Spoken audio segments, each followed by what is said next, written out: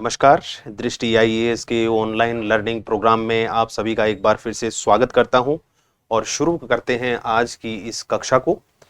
कल की हमारी कक्षा में हम चर्चा कर रहे थे अक्षांशों और देशांतरों के विषय में और हमने देखा कि आखिर अक्षांश और देशांतर किस प्रकार से बने हुए हैं। वे वास्तविक रूप से पृथ्वी धरातल पर कहीं भी दृश्य नहीं है, दिखाई नहीं देते, परंतु उनको हम मानचित्रों और ग्लोब, जो पृथ्वी का एक मॉडल है, उसके ऊपर बनाते हैं। इन अक्षांश और देशांतरों को बनाने का एक सबसे मूल कारण ये है कि हम इस गोल पृथ्वी के किसी स्थान को मानचित्र पर या मानचित्र के किसी स्थान को पृथ्वी के ऊपर देखना चाहते हैं, आपस में तुलना करना चाहते हैं, तो हम उसको कैसे दर्शाएं और कैसे प्राप्त करें, यानी खोजें। अगर ये दोनों कार्य हमें करने हैं तो हमें अक्षांश और देशांतरों की सहायता लेनी होती है। कल की कक्षा के आगे थोड़ा सा आप एक दो वाक्य और लिखिए, फिर अक्षांशों और ऋतु परिवर्तन के विषय में पढ़ते हैं। लिखिए सबसे पहला वाक्य।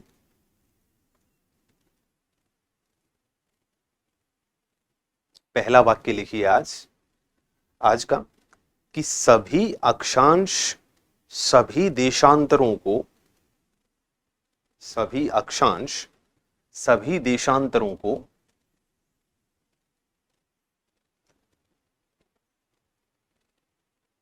समकोण पर पार करके निकलते हैं। समकोण पर काटते हैं, या तो ये कह सकते हैं, या समकोण पर पार करके गुजरते हैं। सभी अक्षांश सभी देशांतरों को समकोण पर पार करते हैं। समकोण पर पार करते हैं।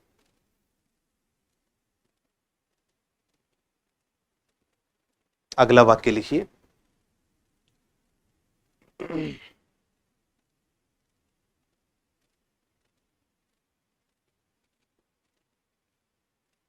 हिंदी सिलेबस का पीडीएफ आज मैं बोल देता हूं और शायद कल या परसों दे दूंगा आपको, फ्राइडे को दे दूंगा, ठीक है। तो कल वो तैयार कर देंगे तो फ्राइडे को आपको मिल जाएगा, ठीक। अगला वाक्य लिखिए। अक्षांश और देशांतरों के ग्रिड या जाल द्वारा, अक्षांश और देशांतरों के ग्रिड या जाल द्वारा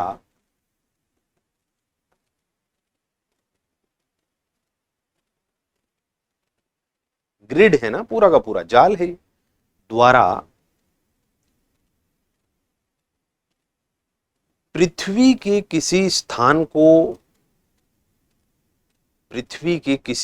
को मानचित्र पर दर्शाया या खोजा जा सकता है। पृथ्वी के किसी स्थान को मानचित्र पर दर्शाया या खोजा जा सकता है। दर्शाया या खोजा जा सकता है। तो किसी भी स्थान की प्राप्ति करनी है, कोई भी स्थान हमें चाहिए, तो हम अक्षांश और देशांतरों की सहायता से बहुत आसानी से उसको प्राप्त कर सकते हैं, खोज सकते हैं या दर्शा सकते हैं मानचित्र के ऊपर, ठीक। अब आगे बढ़ते हैं।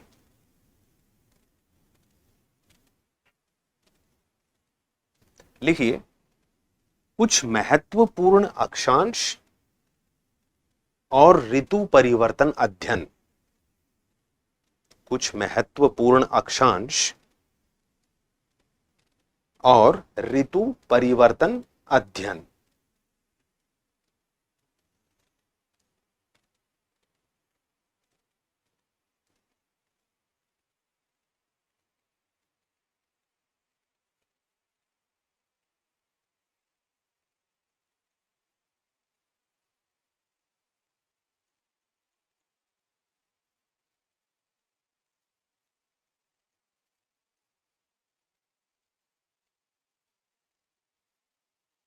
कुछ महत्वपूर्ण अक्षांश और ऋतु परिवर्तन अध्ययन।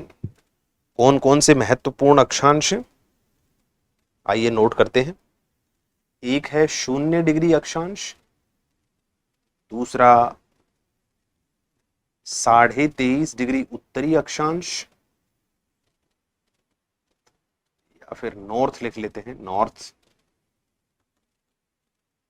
23.5 डिग्री उत्तरी अक्षांश, ऐसे ही 23.5 डिग्री वाला दक्षिणी अक्षांश, 66.5 डिग्री वाला उत्तरी अक्षांश और 66.5 डिग्री वाला दक्षिणी अक्षांश, 90 डिग्री वाला उत्तरी अक्षांश और 90 डिग्री वाला दक्षिणी अक्षांश। ये कुछ महत्वपूर्ण अक्षांश हैं जिनसे हम ऋतु परिवर्तन का अध्ययन कर सकते हैं, सीजन चेंज की स्टडी कर सकते हैं। ठीक, ऋतु परिवर्तन का अध्ययन यानी सीजन चेंज स्टडी।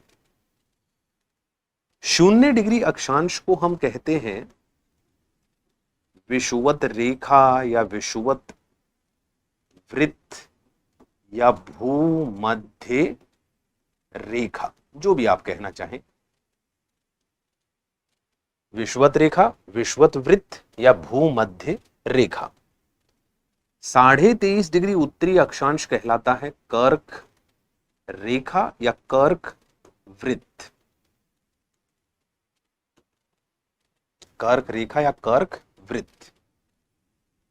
23.5 डिग्री दक्षिणी अक्षांश को हम कहते हैं मकर वृत्त। मकर वृत्त। 66.5 डिग्री उत्तरी अक्षांश कहलाता है आर्कटिक वृत्त।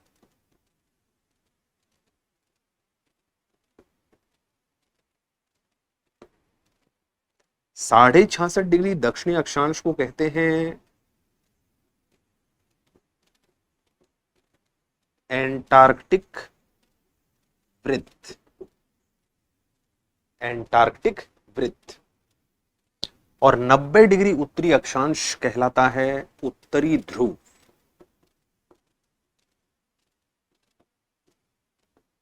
और 90 डिग्री दक्षिणी अक्षांश कहलाता है दक्षिणी ध्रुव।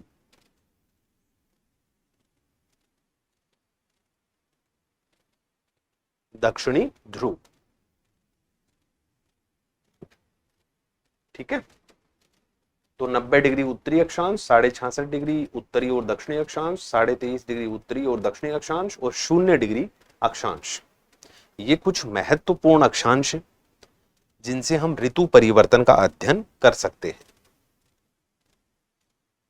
देखिए, ऋतु परिवर्तन की जब जब हम बात करते हैं तो 4 तारीख होंगी जो ऋतु परिवर्तन को लेकर महत्वपूर्ण होती है। पहली तारीख है 21 जून।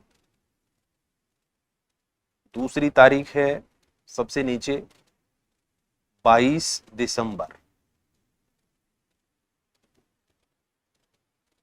फिर 2 तारीख बीच की होंगी, एक 21 मार्च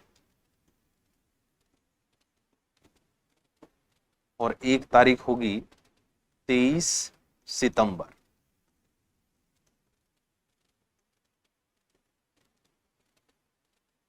ठीक, ऐसे 4 तारीख।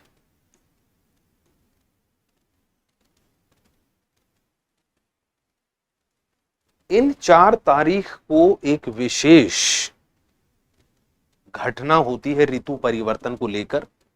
या तो सूर्य सबसे उत्तर वाली जगह पर लंबवत चमकता है, या तो सूर्य सबसे दक्षिण में, दक्षिणी गोलार्ध में सबसे दक्षिण में पहुंच जाता है, या फिर सूर्य बिल्कुल पृथ्वी के उत्तरी और दक्षिणी ध्रुव के बीचों बीच में विषुवत रेखा पर दोपहर के समय सीधा ऊपर चमकता है। तो ये सच में 4 विशेष तारीख हैं। बाकी तारीख इन रेखाओं के बीच में कहीं ना कहीं सूर्य लंबवत चमकेगा।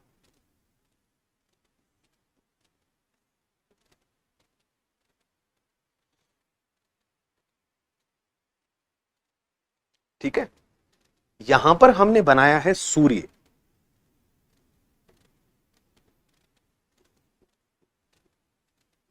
और वो भी क्या दर्शाया है,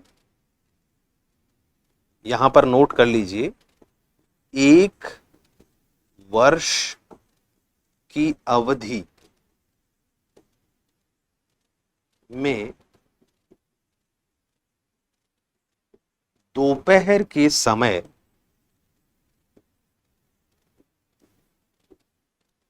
सूर्य किरणों द्वारा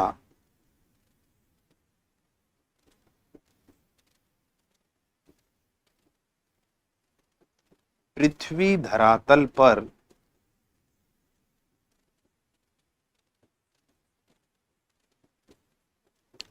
लंबवत चमकने की स्थिति, एक वर्ष की अवधि में दोपहर के समय सूर्य किरणों द्वारा पृथ्वी धरातल पर लंबवत चमकने की स्थिति। लिखिए, पहले तो ये वाक्य लिखिए, फिर समझते हैं कि ये वाक्य क्या कह रहा है, क्या कहता है ये वाक्य।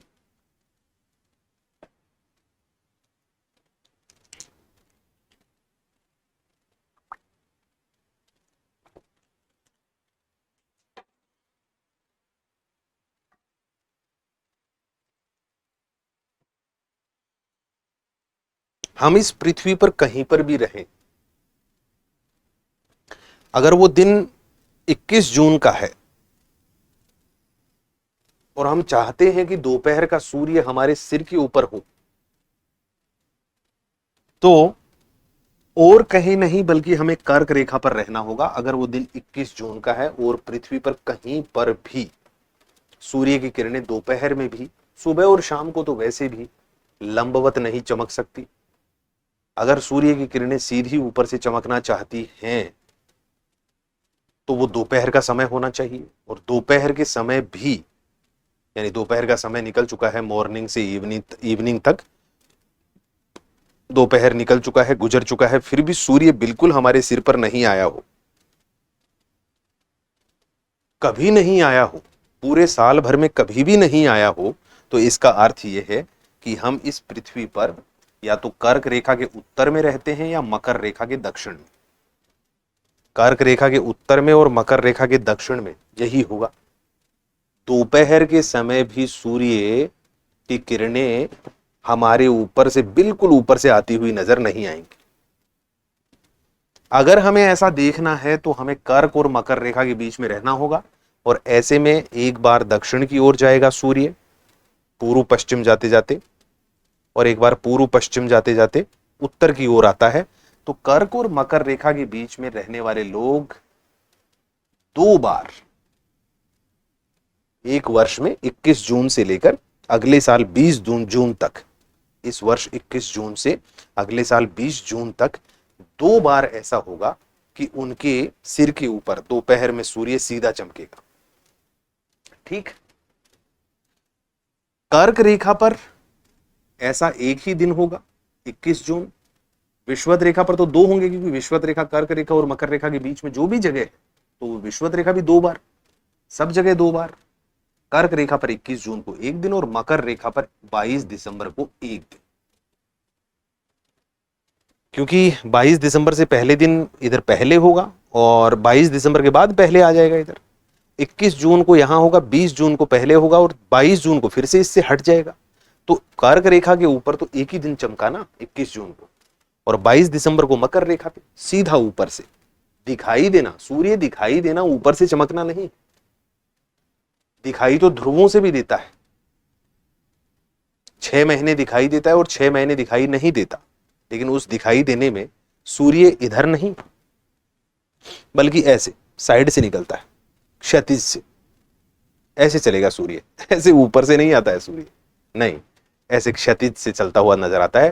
क्योंकि अगर हम ऐसे घूमने वाली चीज पे बैठे हो यहां पे, तो बताओ आप अगर वहां सूर्य हो और पृथ्वी ऐसे घूम रही है और मैं देख रहा हूं यहां से, यहां बैठा हूं मैं, तो मुझे आप ऊपर नजर आओगे या साइड में? साइड में, यहां। लेकिन जो लोग यहां बैठे हैं वो वो कहेंगे हमारे तो सिर के ऊपर से निकला है सूर्य। यहां ऐसे खड़े होंगे, कहेंगे सूर्य सिर के ऊपर से निकला है। तो जो विषुवत रेखा के आसपास कर्क मकर रेखा के पास है, उनके बीच में है, वो 2 बार सूर्य को अपने सिर के ऊपर देख सकते हैं दोपहर में। उनके बाहर कभी नहीं, और कर्क रेखा पर 1 बार और मकर रेखा पर 1 बार। एक तो ये चीज याद रखिए, ठीक।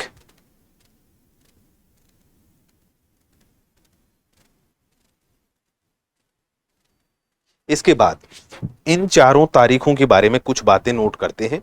सबसे पहले लिखिए 21 जून।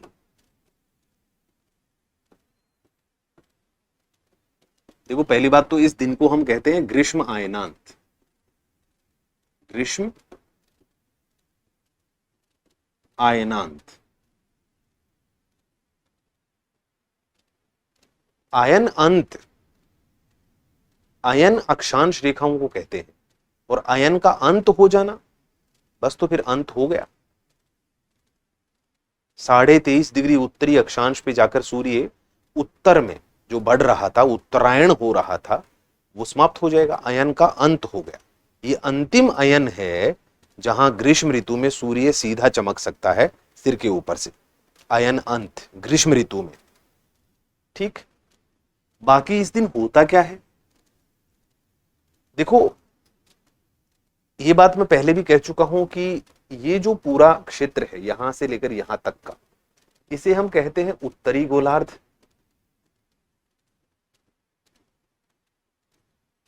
विषुवत रेखा से उत्तर वाला, और विषुवत रेखा के दक्षिण वाला जितना भी क्षेत्र है ये पूरा, इसको हम कहते हैं दक्षिणी गोलार्ध।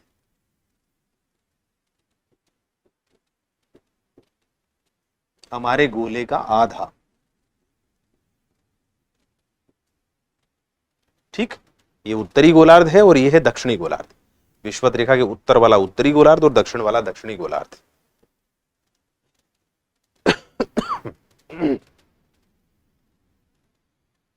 तो 21 जून को क्या होता है, लिखिए। एक सेकेंड।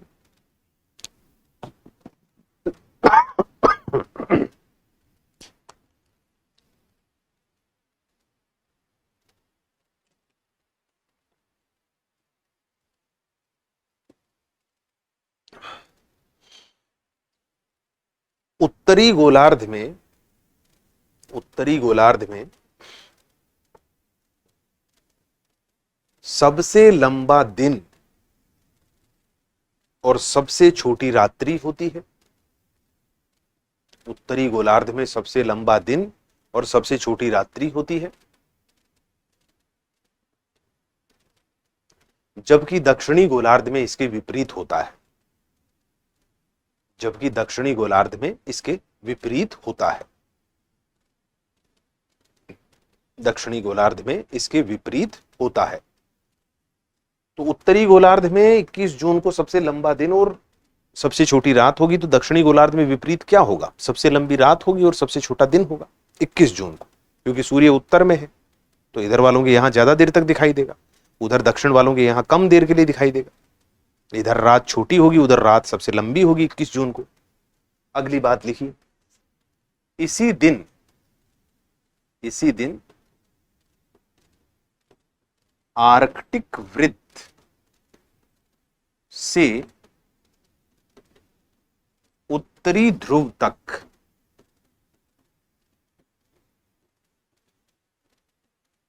24 घंटे लगातार सूर्य चमकता रहता है। 24 घंटे लगातार सूर्य चमकता रहता है।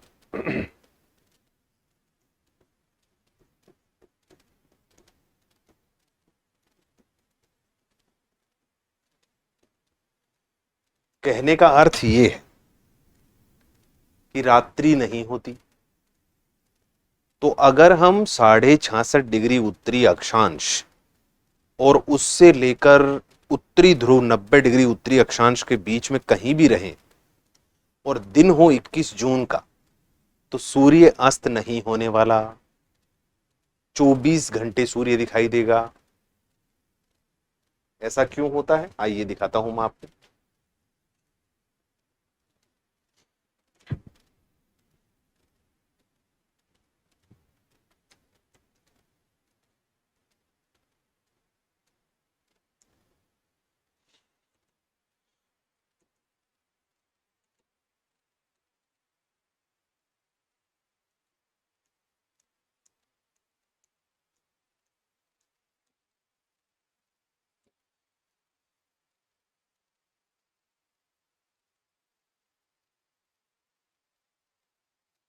देखिए, अगर वो दिन है 21 जून का, तो हमारी पृथ्वी का उत्तरी ध्रुव सूर्य की ओर झुका हुआ रहता है। ऐसे में ये जो एक लाइन बनती है, जिसको हम दिन और रात्रि को अलग करने वाली रेखा कहते हैं, और इस रेखा को वैसे प्रतिदीप्ति वृत्त कहते हैं। ये जो इल्यूमिनेशन सर्कल, यानी पृथ्वी के ऊपर दिन और रात को अलग करने वाला वृत्त। लेकिन पृथ्वी का जो उत्तरी ध्रुव और दक्षिणी ध्रुव है वो यहां है, ये उत्तरी ध्रुव और ये दक्षिणी ध्रुव। 66.5 डिग्री वाला उत्तरी अक्षांश यहां है। घूमते रहो 24 घंटे, आप रात वाली जगह नहीं जाओगे। और 66.5 डिग्री वाला दक्षिणी अक्षांश यहां है। घूमते रहो 24 घंटे, आप दिन वाली जगह नहीं जाओगे, जहां दिन हो रखा है वहां नहीं पहुंचोगे। रात रहेगी 24 घंटे और आपके यहां 24 घंटे दिन रहेगा। और ये देखिए, कर्क रेखा पर सूर्य की किरणें लंबवत चमकेंगी। देख लीजिए, ये देखिए, ये सूर्य की किरणें आ रही हैं और कर्क रेखा वाली जगह सीधी चमक रही है। क्या विषुवत रेखा वाली जगह सूर्य की किरणें 90 डिग्री का कोण बना रही हैं? नहीं। क्या मकर रेखा वाली जगह 90 डिग्री का कोण बना रही हैं? नहीं। तो कर्क रेखा पर लंबा दिन, छोटी रात, मकर रेखा पर लंबी रात, छोटा दिन। तो दक्षिणी गोलार्ध में छोटा दिन हो गया, लंबी रात हो गई 21 जून को, और उत्तरी गोलार्ध में लंबा दिन हो गया और छोटी रात हो गई। और 66.5 डिग्री उत्तरी अक्षांश तो ऐसी जगह पहुंच चुका है जहां 24 घंटे घूमने पर भी रात नहीं हो रही। देख लीजिए, वो जहां घूम रहा है ऐसे, तो सूर्य की किरणें वहां तक जा रही है, यहां तक। अगर ये सीधी होती, हमारी पृथ्वी ऐसे होती, तो 12 घंटे अंधेरे में रहता, 12 घंटे रोशनी में रहता प्रत्येक स्थान। लेकिन पृथ्वी झुकी हुई है और उत्तरी ध्रुव सूर्य की ओर झुक गया, इसलिए 66.5 डिग्री तक सूर्य का प्रकाश जा रहा है, ध्रुव के ऊपर से जा रहा है। उत्तरी ध्रुव को पार करके 66.5 डिग्री तक सूर्य का प्रकाश पहुंच रहा है। तो अब 66.5 डिग्री घूमते रहो, इधर पहुंचेगा तब भी वहां तक प्रकाश है, और इधर पहुंचा तब तो प्रकाश है ही। घूमते रहो ऐसे टेढ़ा हो गए, ऐसे नहीं घूम रहा है, ऐसे घूम रहा है, तो वहां सभी जगह प्रकाश है। तो ये कारण है कि 21 जून को उत्तरी गोलार्ध में लंबा दिन होता है, छोटी रात होती है। 66.5 डिग्री से उत्तरी ध्रुव के बीच में तो 24 घंटे दिन ही हो जाता है। दक्षिणी गोलार्ध में लंबी रात होती है, दक्षिणी गोलार्ध में छोटा दिन होता है, और 66.5 डिग्री दक्षिणी अक्षांश के दक्षिण में 24 घंटे की रात्रि हो जाती है, क्योंकि वो पीछे की ओर झुका हुआ है, पीछे सूर्य से दूर हटा हुआ है। ठीक है, क्लियर है ये बात कि क्यों 24 घंटे का दिन हो जाता है, क्यों लंबा दिन होता है, क्यों छोटा दिन रात्रि होती है, फिर कहीं पर लंबी रात और छोटा दिन क्यों होता है। बस इस सारा खेल, सारा का सारा खेल इस पृथ्वी के अक्ष का झुकाव का है। अगर ये झुकाव नहीं होता तो ऐसा कुछ नहीं होता।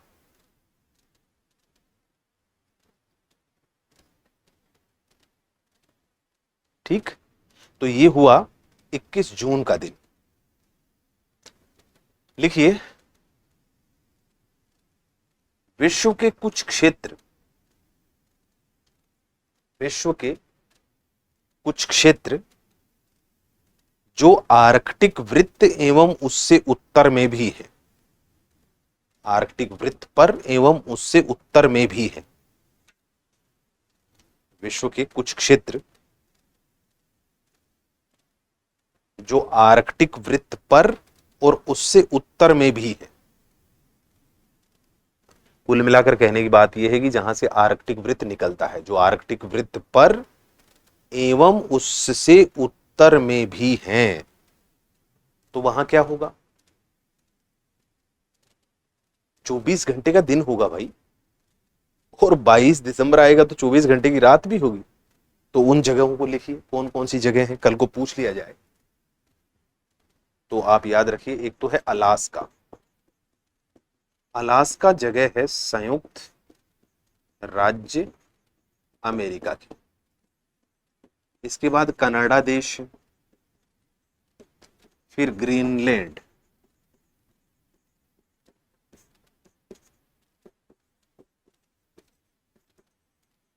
विश्व का सबसे बड़ा द्वीप है और ये डेनमार्क देश का है। डेनमार्क देश है यूरोप के अंदर। तो अलास्का संयुक्त राज्य अमेरिका की जगह है, कनाडा देश स्वयं है, ग्रीनलैंड विश्व का सबसे बड़ा द्वीप है जो कि डेनमार्क का है, यूरोप वाले देश का। इसके अतिरिक्त आइसलैंड,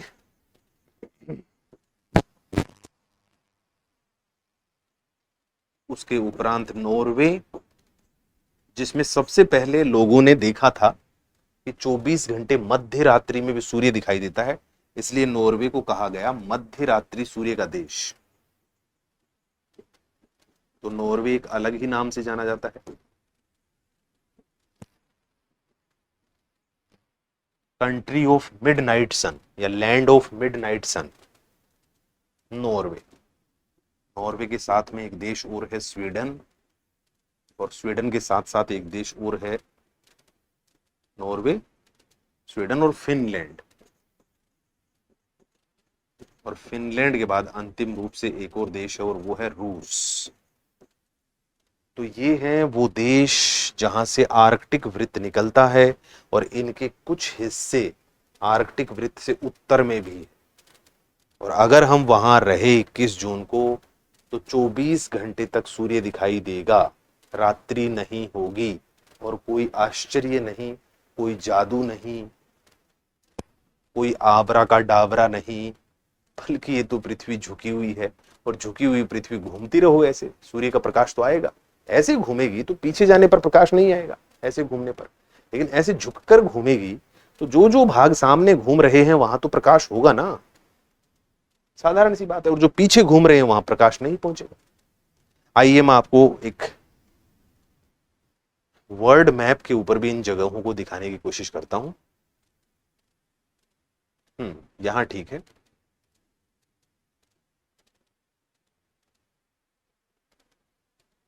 चलिए, ये वाला जो लाइन है,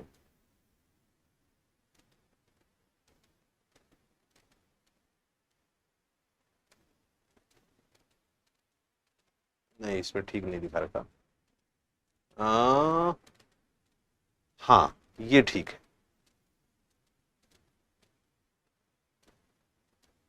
ये देखिए 66.5 उत्तरी अक्षांश, पता है कहां से निकलता है?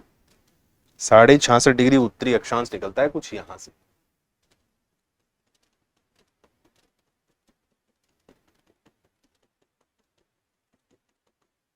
कुछ यहां है 66.5 वाला उत्तरी अक्षांश।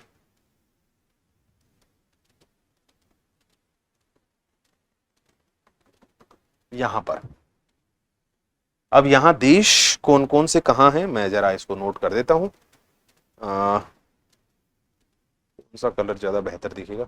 रेड दिख रहा है या ब्लैक ज्यादा अच्छा दिखेगा? ब्लैक ज्यादा अच्छा दिखेगा। देखो यहां पर है वो अलास्का, अलास्का। यहां पर है कनाडा, ये है ग्रीनलैंड। यहां पर है आइसलैंड, यहां पर नॉर्वे, यहां पर स्वीडन, यहां पर फिनलैंड, यहां पर रूस। ये सब देश हैं। अलास्का यहां जो देश है संयुक्त राज्य अमेरिका उसका भाग है। ये जो ग्रीनलैंड है वो यहां एक देश है जिसका नाम है डेनमार्क, उसका भाग है ये ग्रीनलैंड, जो कि विश्व का सबसे बड़ा द्वीप है। ठीक। तो इन सब जगहों पर 24 घंटे सूर्य देखा जा सकता है। ठीक, तो ये हुई 21 जून की बात। अब बात आती है अगली तारीख, और वो तारीख होगी 22 दिसंबर।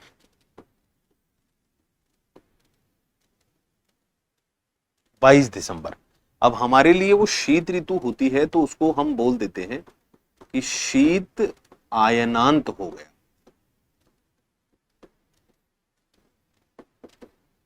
शीत आयनांत, शीत ऋतु में सूर्य सबसे दक्षिण की ओर जाकर मकर रेखा पर सीधा चमक रहा है।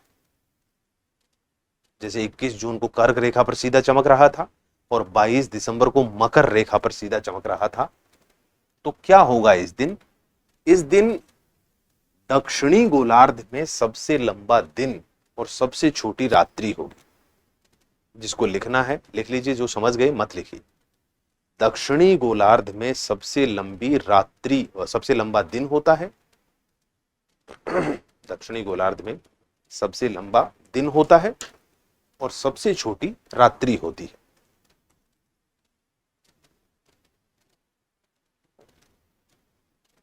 दक्षिणी गोलार्ध में सबसे लंबा दिन होता है और सबसे छोटी रात्रि होती है, जबकि उत्तरी गोलार्ध में इसके विपरीत होता है। जबकि उत्तरी गोलार्ध में इसके विपरीत होता है।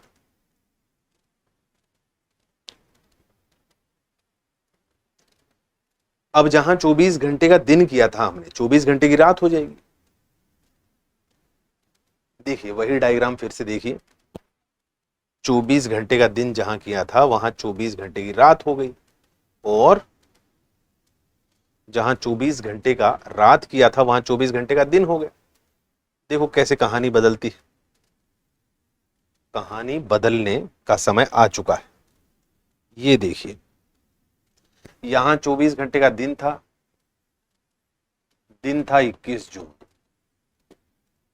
यहां 24 घंटे की रात थी 21 जून। यहां दक्षिणी गोलार्ध में लंबी रात थी, उत्तरी गोलार्ध में लंबा दिन था।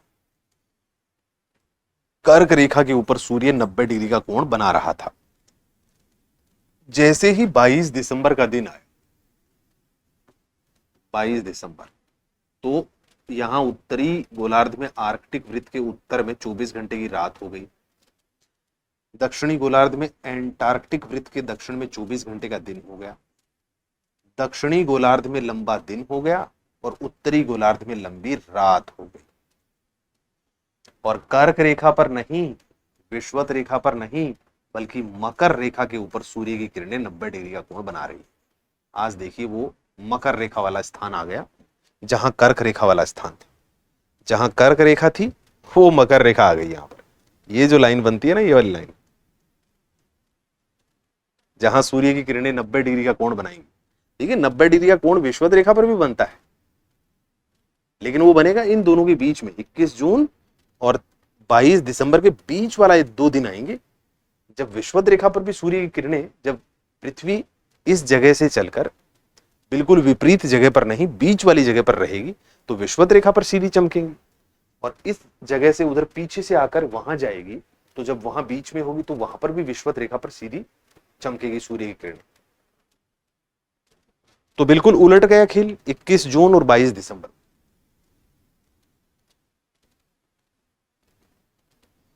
कर्क रेखा पर सूर्य की किरणें 90 डिग्री बना रही है, और फिर मकर रेखा पर यहां ये देखिए कर्क रेखा वहां चली गई। आर्कटिक वृत्त से उत्तर में 24 घंटे का दिन था, एंटार्कटिक वृत्त के दक्षिण में 24 घंटे का दिन हो गया। उत्तरी गोलार्ध में लंबा दिन था, दक्षिणी गोलार्ध में लंबा दिन हो गया। ठीक, तो 21 जून और 22 दिसंबर को कहानियां बिल्कुल पलट जाती हैं। अब बात यह है कि जहां 24 घंटे का दिन होता है वहां कोई स्थल भाग है? केवल एंटार्क्टिका। देखिए एंटार्कटिक वृत्त केवल एंटार्क्टिका महाद्वीप से होकर गुजरता है और उसके मध्य एंटार्क्टिका महाद्वीप ही है। एंटार्क्टिक वृत्त इतना ही लिख लीजिए, एंटार्क्टिक वृत्त। और जिसको नहीं लिखना है मत लिखिए, क्योंकि नाम से ही एंटार्क्टिका आ रहा।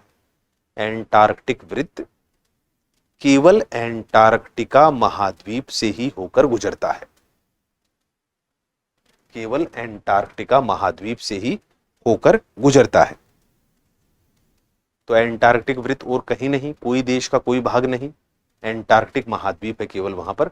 तो एंटार्क्टिका पे चले जाइए 22 दिसंबर को, 24 घंटे सूर्य दिखाई देगा। ठीक, तो ये हुआ ऋतु परिवर्तन क्यों होता है और कौन सी तारीख को क्या। फिर 2 तारीख आएंगी, एक तारीख है 21 जून और दूसरी तारीख इधर होगी 22 दिसंबर। 21 जून और 22 दिसंबर, इन दोनों तारीख को भी अलग अलग नाम से जानते हैं। 21 जून को हम कहते हैं, 21 जून नहीं, अरे ये तो हो गया 21 मार्च और 23 सितंबर।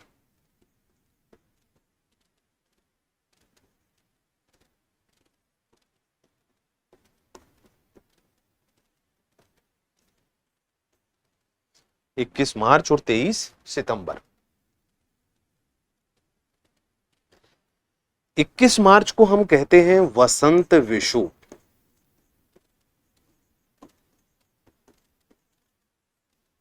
और 23 सितंबर को कहते हैं शरद विषु।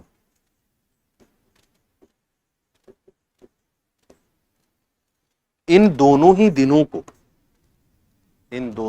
को सूर्य किरणें विषुवत रेखा या भूमध्य रेखा पर लंबवत चमकती है।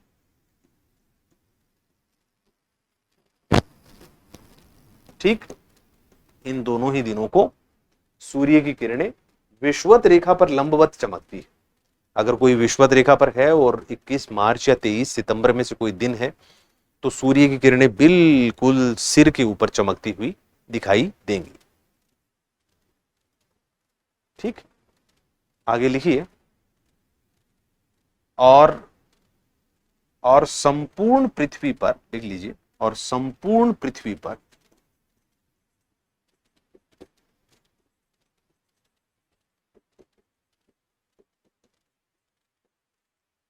दिन तथा रात्रि की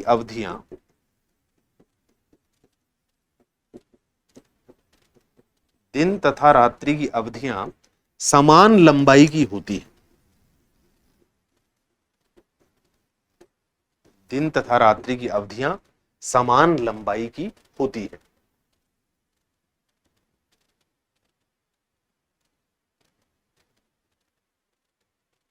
उत्तरी ध्रुव से दक्षिणी ध्रुव तक किसी भी स्थान पर रहिए, अगर वो दिन 21 मार्च या 23 सितंबर हैं, तो 12 घंटे का दिन होगा और 12 घंटे की रात्रि होगी। दिन और रात्रि की अवधियों में बिल्कुल भी अंतर दिखाई नहीं देगा। ठीक, 12 घंटे का दिन, 12 घंटे की रात्रि, कोई अंतर दिखाई नहीं देगा दिन और रात्रि की अवधियों में, 21 मार्च और 23 सितंबर को। ठीक है, अब एक और यहां पर कड़ी आती है कि अगर आप ध्रुवीय बिंदुओं पर चले जाएं, बिल्कुल ध्रुवीय बिंदुओं पर, तो 6 महीने तक लगातार सूर्य दिखाई देगा और शेष 6 महीने बिल्कुल भी सूर्य दिखाई नहीं देगा। उत्तरी ध्रुव बिंदु और दक्षिणी ध्रुव बिंदु,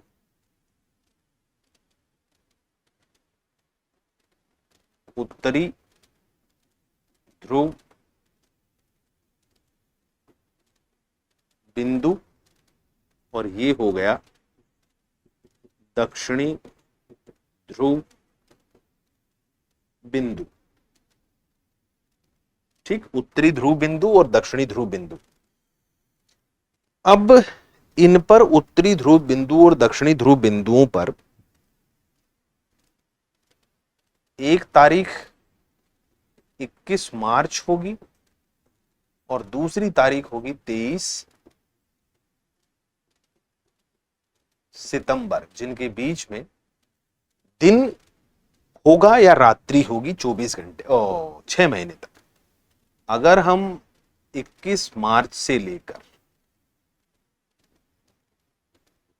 23 सितंबर तक के 6 महीने की बात करें तो इन 6 महीने की अवधि में 6 महीने लगातार सूर्य चमकता रहता है। कहने का अर्थ है रात्रि नहीं होती। कहां पर? उत्तरी ध्रुव बिंदु पर। उत्तरी ध्रुव बिंदु पर 21 मार्च के बाद रात नहीं होती 23 सितंबर से पहले तक, यानी 22 सितंबर तक दिन ही रहता है लगातार।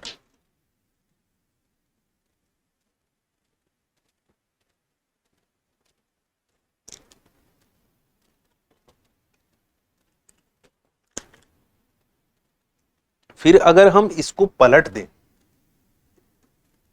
और अगले 6 महीने की बात करें, जो कि 23 सितंबर के अगले दिन से लेकर 21 मार्च के पहले दिन तक, 6 अलग अलग महीने हो गए ना। यहां पर सितंबर के बाद अक्टूबर होगा, फिर नवंबर होगा, फिर दिसंबर होगा, फिर जनवरी होगा, और फिर फरवरी होगा, और फिर मार्च होगा। यहां मार्च के बाद अप्रैल होगा, फिर मई होगा, फिर उसके बाद जून होगा, उसके बाद जुलाई होगा, फिर अगस्त होगा, और फिर सितंबर होगा। तो ये अप्रैल मई जून जुलाई अगस्त सितंबर वाले 6 महीने में यहां दिन रहेगा 6 महीने का, और अक्टूबर नवंबर दिसंबर जनवरी फरवरी मार्च वाले 6 महीने में यहां 6 महीने का दिन रहेगा। रात उल्टा कर दीजिए, इस समय यहां रात्रि होगी और इस समय यहां रात्रि होगी।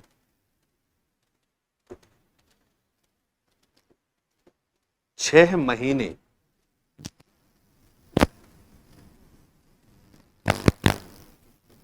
लगातार सूर्य चमकता रहता है, यानी यहां पर रात्रि नहीं होगी।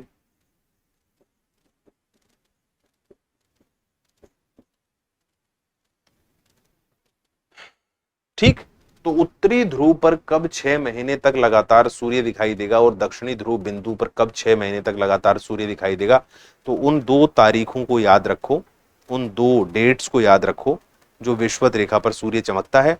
विषुवत रेखा से उत्तर में सूर्य निकल गया तो उत्तरी ध्रुव बिंदु पे दिन शुरू, और विषुवत रेखा से दक्षिण में सूर्य निकल गया तो दक्षिणी ध्रुव पर बिंदु सूर्य 24 घंटे का दिन शुरू।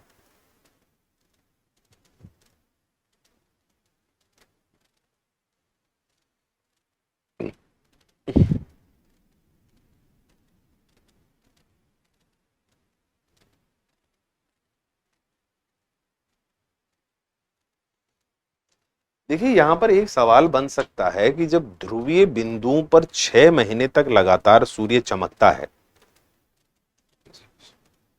फिर भी एंटार्क्टिका ग्रीनलैंड अलास्का की बर्फ क्यों नहीं पिघलती?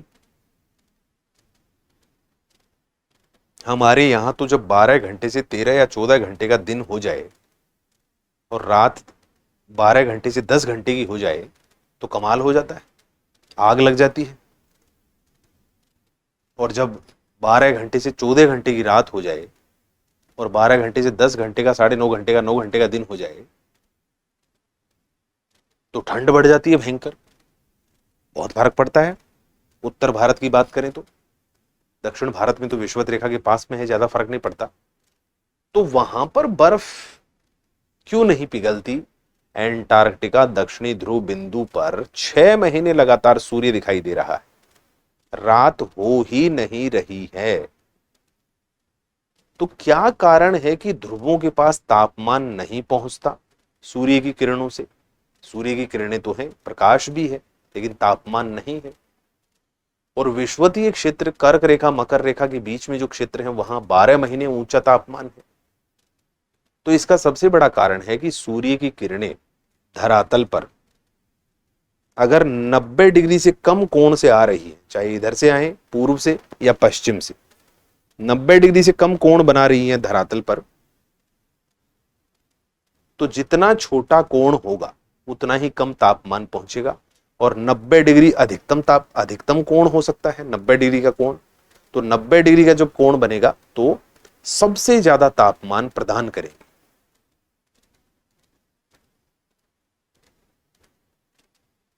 ठीक है, तो ये मूल कारण है कि ध्रुवों के पास तापमान, चाहे सूर्य की किरणें 6 महीने लगातार चमके, फिर भी 0 डिग्री से ऊपर तापमान नहीं आता है, 0 डिग्री सेंटीग्रेड से ऊपर तापमान नहीं बन पाता है।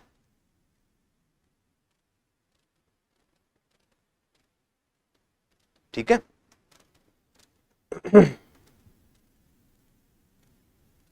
दूसरा एक और कारण है ध्रुवों के पास तापमान नहीं पहुंचने का, क्योंकि पृथ्वी का जो वायुमंडल है उसकी सबसे सघन वायु, सबसे गंदी वायु, सबसे भारी वायु, धूल, धुआं, बादल, जलवाष्प, ये ना सबसे निचली परत में है। अब जब विषुवत रेखा के पास सूर्य की किरणें आती,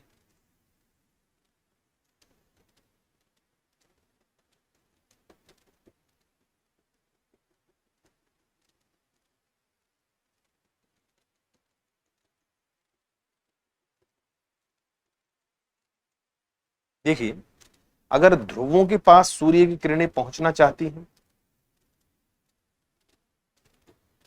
यह है ध्रुवीय बिंदु, या विषुवत रेखा पर सूर्य की किरणें पहुंचना चाहती हैं और सूर्य की किरणें आ रही हैं इस दिशा से। जब विषुवत रेखा के पास सूर्य की किरणें पहुंचती हैं तो उसको इतना सघन वायुमंडल पार करना पड़ा। लेकिन जब ध्रुवीय बिंदु पर सूर्य की किरणें पहुंचना चाहती हैं तो जरा ध्यान दीजिए, उनको यहां से लेकर यहां तक सघन वायुमंडल को पार करना पड़ा। यह है पृथ्वी के समीप का सघन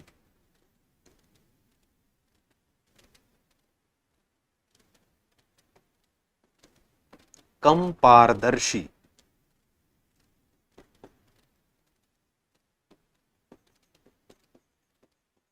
बादलों, धूल कणों,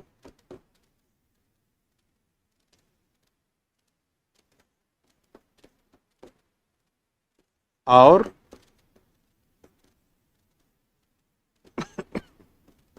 धुआं वाला वायुमंडल।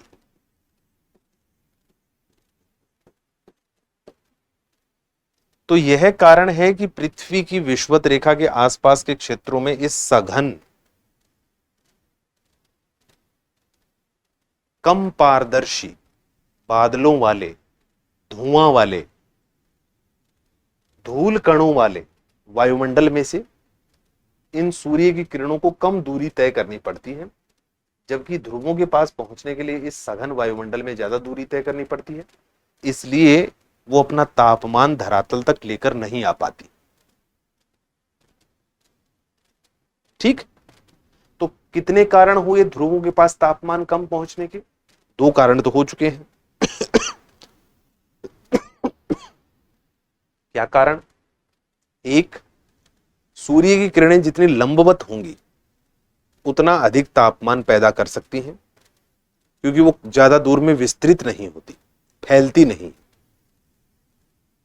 अगर आप किरणों को टेढ़ा भेजेंगे तो वो धरातल पर बहुत दूर में फैल जाती है। जैसे एक अंधेरे कमरे में गोल टॉर्च लेना, जिससे प्रकाश बनाते हैं, टॉर्च जिसमें बैटरी डली हो या चार्ज होने वाली हो, सामने गोल मुंह हो, अंधेरा कमरा, एक दीवार, अंधेरी दीवार, उस पर आप सीधा जलाएंगे ना उसको, ऐसे टॉर्च को एकदम सीधा, तो उसका प्रकाश ऐसे बनेगा। जब टॉर्च को थोड़ा सा टेढ़ा करेंगे तो उसका प्रकाश ऐसे बनेगा, और टॉर्च को थोड़ा टेढ़ा कर देंगे उसका प्रकाश ऐसा बन जाएगा, और उसको ऐसे टेढ़ा करेंगे तो प्रकाश और भी आगे तक चला जाएगा, और बिल्कुल ऐसे टेढ़ा करके दीवार के साथ लगाएंगे तो इधर तो गोल होगी जहां टच है, छू रखा है टॉर्च ने, और आगे की तरफ प्रकाश यहां तक फैला हुआ।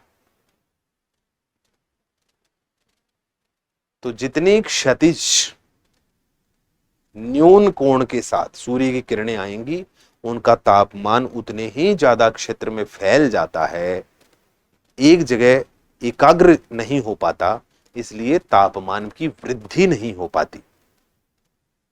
और तीसरा कारण यह है कि सूर्य की किरणें जितनी न्यून कोण के साथ आती है, धरातल के समानांतर आती हैं, वो टकराकर वापस अंतरिक्ष में चली जाती है। लेकिन जो सीधी ऊपर से आती है वो वापस जा नहीं पाती, क्योंकि उधर से ही आ रही है, उधर जाने में दिक्कत होगी उनको, तो वो तापमान पैदा कर पाती है।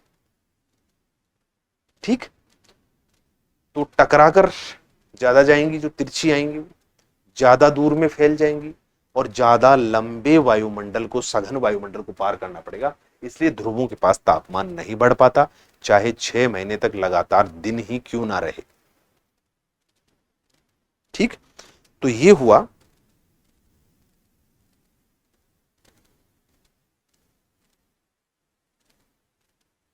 आपतन कोण, यही तो है हेमंत। आपतन यानी जिस कोण से सूर्य की किरणें आती हैं। ठीक है, यही तो बता रहा था मैं, बस वो हिंदी शब्द है। आपतन, आकर पतन यानी गिरना। ठीक, क्लियर हो गया। हिंदी शब्द है आपतन। आपतन का मतलब सूर्य की किरणें आकर जो गिरती है धरातल पर, पतन यानी गिरना, आ यानी आना। तो वो कोण क्या है? बस वही कोण है। यहां 90 डिग्री का कोण बन रहा है, और यहां देखिए ऐसे धरातल है और ऐसे किरणें आ रही हैं, तो 0 डिग्री के आसपास का कोण बन रहा है। ठीक, क्लियर है हेमंत? समझ में आ गया? वो जो अब तक बोल रहा था वो शब्द आपने लिखा है, आपतन कोण। मैं साधारण शब्दों में समझा रहा था कि होता क्या है।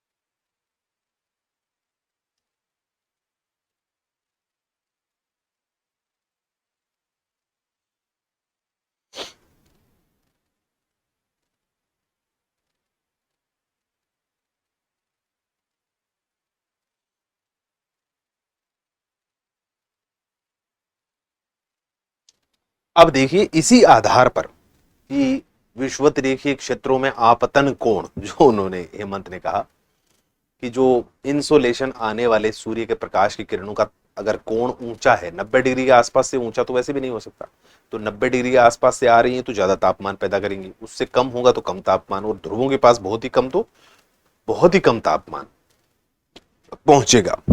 ठीक, तो इसी आधार पर लिखिए,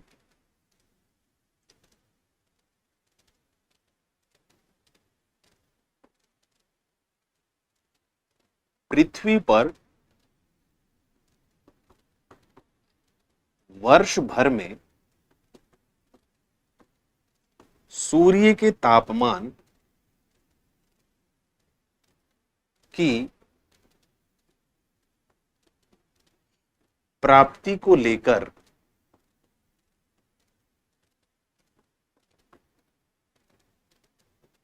तीन कटिबंध बनाए जाते हैं। तीन कटिबंध बनाए जाते हैं, लिखिए, तीन कटिबंध बनाए जाते हैं। पृथ्वी पर वर्ष भर में सूर्य के तापमान की प्राप्ति को लेकर तीन कटिबंध बनाए जाते हैं।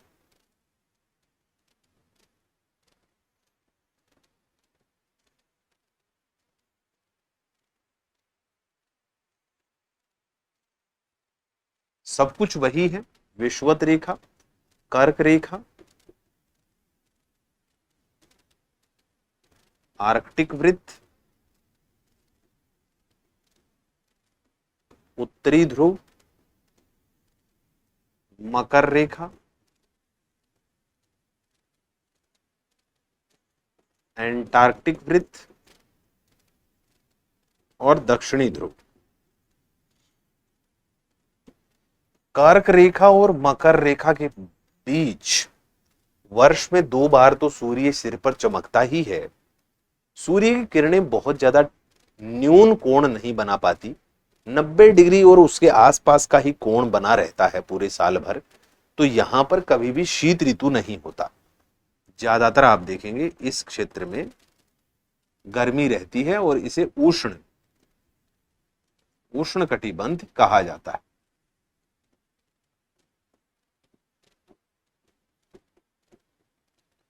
वर्ष भर केवल ग्रीष्मकाल, वर्ष भर केवल ग्रीष्मकाल रहता है। जैसे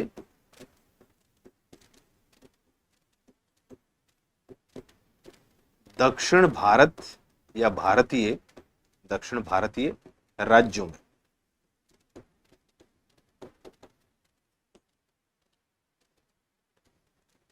जैसे दक्षिण भारतीय राज्यों में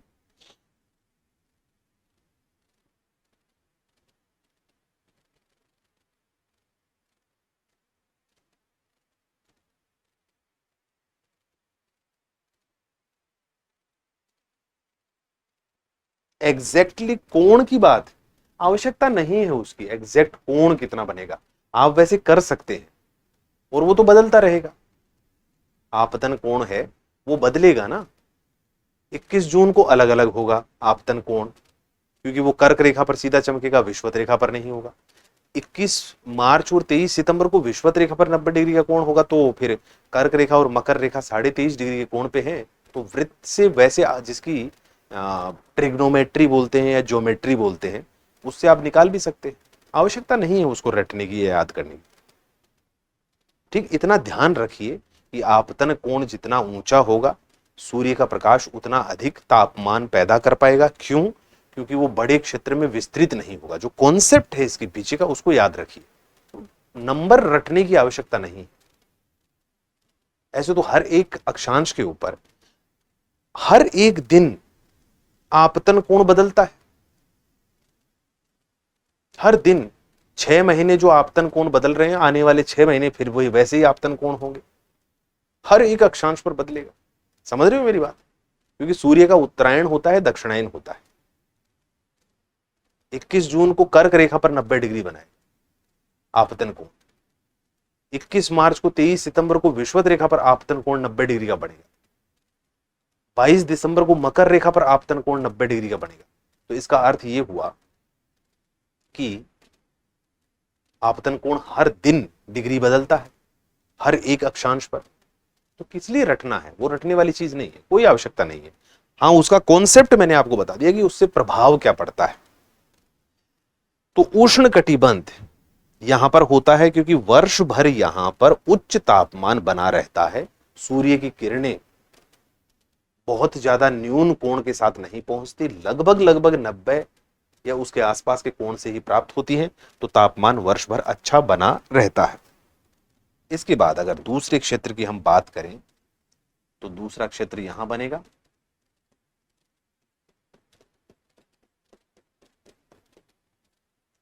ठीक, ये वाला।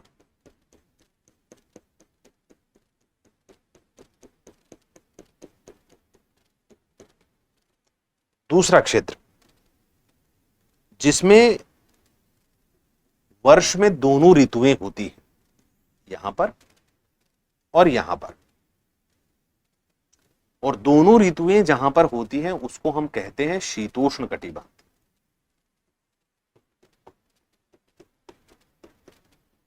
शीतोष्ण कटिबंध।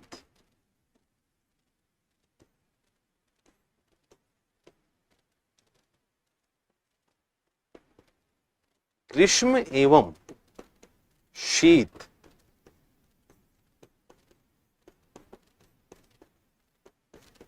दोनों ऋतुएं होती हैं। ग्रीष्म एवं शीत दोनों ऋतुएं होती हैं। जैसे उत्तर भारत में ग्रीष्म और शीत दोनों ऋतुएं होती हैं जैसे उत्तर भारतीय राज्यों में, जैसे उत्तर भारतीय राज्यों में, ठीक, उत्तर भारतीय राज्यों में।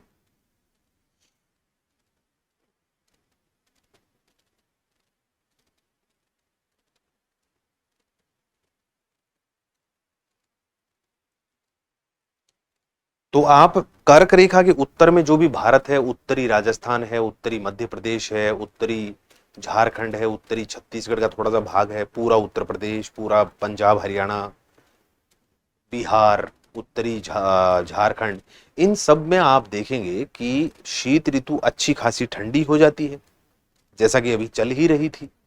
और ग्रीष्म ऋतु खूब सारी गर्म हो जाती है। दिल्ली के आसपास भी देख लीजिए आप, दिल्ली भी यहीं उत्तर में है, उत्तर प्रदेश और हरियाणा के बीचों बीच, ठीक है। तो यहां पर दोनों ऋतुएं होती हैं जैसे उत्तर भारत में होता है। इसके बाद अगर हम थोड़ा और आगे चले जाएं तो मैंने कहा कि चाहे 6 महीने आप दिन ही चमकाते रहिए, यहां पर कोई फर्क नहीं पड़ने वाला, यहां तापमान नहीं बढ़ने वाला, बर्फ जमी ही रहेगी। महासागर हैं तो थोड़ा बहुत महासागरों का प्रभाव होगा, और अगर महासागर नहीं जमीन है तो बर्फ से ही ढका हुआ रहेगा। महासागरीय प्रभाव क्या होता है उस पर भी चर्चा करेंगे। तो इसके आगे वाला जो क्षेत्र है उसको हम कहते हैं शीत कटिबंध। ये वाला हो जाता है शीत कटिबंध, इधर भी हो गया शीत कटिबंध।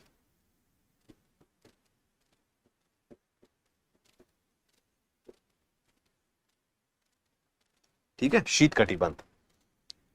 शीत कटिबंध में वर्ष भर केवल शीतकाल बना रहता है, लिख लीजिए, वर्ष भर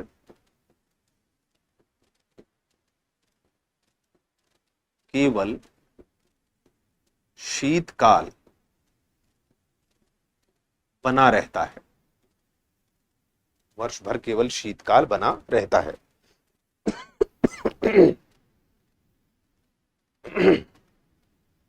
केवल शीतकाल बना रहता है। और क्यों शीतकाल बना रहता है इसका कारण मैं आपको बता चुका हूं। सूर्य का जो आपतन कोण होगा, सूर्य की किरणों का जो कोण होगा, वो 0 डिग्री, 5 डिग्री, 10 डिग्री के साथ पहुंचता है, तो तापमान बहुत लंबे वायुमंडल को, जो सघन वायुमंडल है उसको पार करना पड़ता है, तापमान पहुंच नहीं पाता है, धरातल से टकराकर वो बहुत दूर में फैल जाता है तापमान। और तीसरा जिसको हम बोलते हैं एल्बिडो, वायुमंडल वाले पाठ में आगे चलकर पढ़ेंगे एल्बिडो क्या है। एल्बिडो सूर्य से आने वाले तापमान की वह मात्रा है जो बिना किसी सतह धरातल वस्तु को गर्म किए टकराकर पुनः अंतरिक्ष में लौट जाता है। तो जितना आपतन कोण ऊंचा होगा, 90 डिग्री के आसपास के कोण से सूर्य की किरणें आ रही हैं, तो उसका एल्बिडो कम होगा। और अगर 0 डिग्री, 0 डिग्री के आसपास के कोण से सूर्य की किरणें आ रही हैं, तो उसका एल्बिडो ज्यादा होगा, यानी जो तापमान आ रहा है उसकी बहुत बड़ी मात्रा टकराकर चली जाएगी। और एक और कारण है ठंडी जगहों पर तापमान नहीं बढ़ने का, और वो है धरातल पर बर्फ जमी हुई होना। आप कहेंगे अच्छा बर्फ ठंडी होती है इसलिए? नहीं नहीं, ठंडी होती है इसलिए नहीं। ठंडी बर्फ को यहां बाहर रोड पे रखो अप्रैल मई जून में, उसकी हालत टाइट ना हो जाए 10-15 मिनट में तो पिघल के भाग जाएगी यहां से। वहां पर तापमान तो बढ़ नहीं रहा, 0 से ऊपर नहीं आ रहा है, तो 0 से ऊपर आएगा बर्फ पिघलेगी नहीं। और जो तापमान आ रहा है सूर्य की किरणों से, जितना चमक होगी उस बर्फ में उतना ही ज्यादा एल्बिडो होगा। तो बर्फीला धरातल होने के कारण भी वो तापमान का ज्यादा परावर्तन कर देती है। तो ये कई सारे कारण हैं कि एंटार्क्टिका पे, ग्रीनलैंड पर, अलास्का वगैरह में, कनाडा के उत्तरी द्वीपों के ऊपर जहां बर्फ जमी हुई है वो पिघलती ही नहीं है, हमेशा बनी रहती। ठीक है, 3-4 कारण बता चुका हूं। क्लास दोबारा चला के दोबारा सुन लेना, अगर कभी संदेह हो, कोई दिक्कत हो कि क्यों नहीं बढ़ता तापमान, तो सब कुछ बता चुका हूं।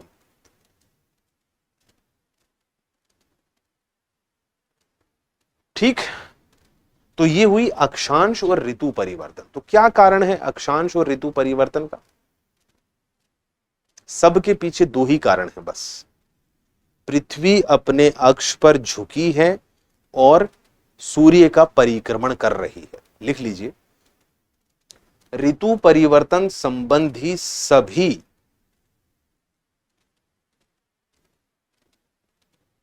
ऋतु परिवर्तन संबंधी सभी घटनाओं के लिए ऋतु परिवर्तन संबंधी सभी घटनाओं के लिए निम्न दो कारण उत्तरदायी हैं। निम्न दो कारण उत्तरदायी हैं।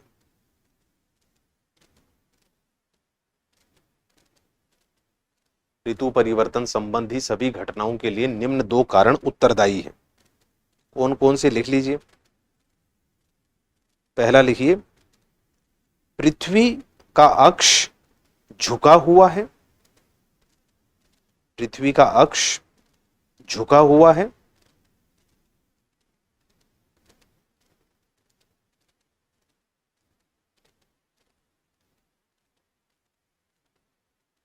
और दूसरा लिखिए, इस झुके हुए अक्ष के साथ पृथ्वी सूर्य का परिक्रमण कर रही है। इस झुके हुए अक्ष के साथ पृथ्वी सूर्य का परिक्रमण कर रही है। झुके हुए अक्ष के साथ पृथ्वी सूर्य का परिक्रमण कर रही है। तो पृथ्वी के अक्ष के झुकाव और फिर सूर्य के चारों ओर परिक्रमण करने के कारण, ये देखिए अक्ष का झुकाव ये है।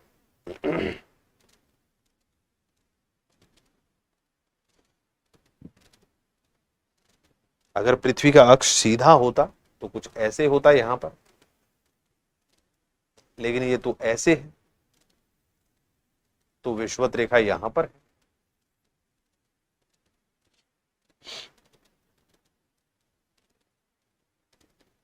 अच्छा बताइए, उत्तर दीजिए एक प्रश्न का कि पृथ्वी का अक्ष, अगर पृथ्वी का अक्ष मात्र 10 डिग्री झुका होता, सुन लीजिए, कल को अगर प्रश्न आ जाए कि पृथ्वी का अक्ष मात्र 10 डिग्री झुका होता तो 24 घंटे के दिन और रात्रि पृथ्वी पर कहां होते या नहीं होते? बताइए, प्रश्न का उत्तर दीजिए। अगर पृथ्वी का अक्ष मात्र 10 डिग्री झुका होता तब 24 घंटे लंबे दिन और 24 घंटे लंबी रात्रि कहां पर होती? कौन से अक्षांशों, कौन से क्षेत्रों में?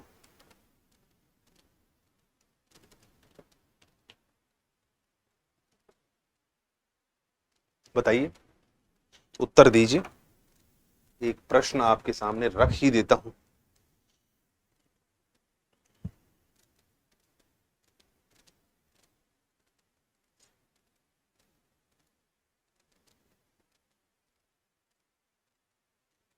सब लोगों के सामने है खुला प्रश्न। राघव, हेमराज, ओम प्रकाश, अखिलेश, हेमंत और जिनके भी मैसेज पहले भी आ रखे हैं उनको भी।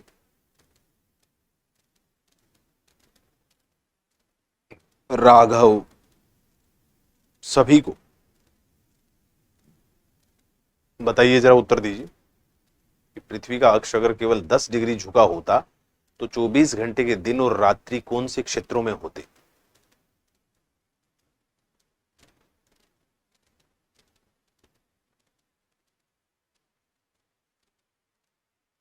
अरे भाई, जब पृथ्वी का अक्ष 23.5 डिग्री झुका है, 23.5 डिग्री झुका है, तो 0 डिग्री यानी 90 डिग्री आ गया। यहां कहां आ गया?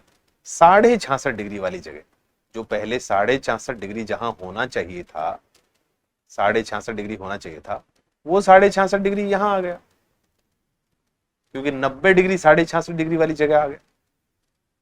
तो अगर 23.5 डिग्री झुका है तो 90 में से 23.5 कम कर लो।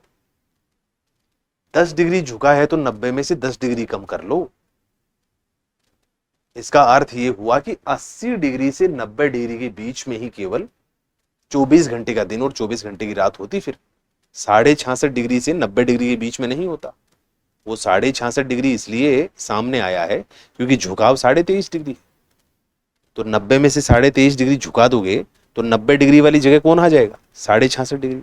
जो 66.5 डिग्री यहां था 90 वाली जगह आ गया, और 90 66.5 की जगह निकल गया, और 66.5 पूरा ही लगातार सूर्य के सामने आ गया। तो जितना डिग्री का झुकाव होगा उतना डिग्री 90 में से कम कर दो। 5 डिग्री का झुकाव होगा तो 85 डिग्री से 90 डिग्री के बीच में ही 24 घंटे का दिन और 24 घंटे की रात होगी। अगर झुकाव 30 डिग्री होता तो 60 डिग्री तक, 60 डिग्री से लेकर 90 डिग्री अक्षांशों के बीच में 24 घंटे का दिन और 24 घंटे की रात हो सकती थी। अगर झुकाव 90 डिग्री का हो जाए तो अब बताइए, अगर झुकाव 90 डिग्री का होता पृथ्वी के अक्ष में, तो मैंने आपको बताया था ना अरुण ग्रह के बारे में, यूरेनस, जिसका अक्ष 90 डिग्री झुका हुआ है, और मैंने लिखवाया था कि उसके संपूर्ण धरातल पर सूर्य की किरणें 90 डिग्री कोण बनाकर चमक सकती हैं, और संपूर्ण धरातल पर 24 घंटे का दिन भी हो सकता है। एक दिन ऐसा आएगा 24 घंटे दिन रहेगा, क्योंकि जो 90 डिग्री झुका दोगे तो 90 डिग्री से लेकर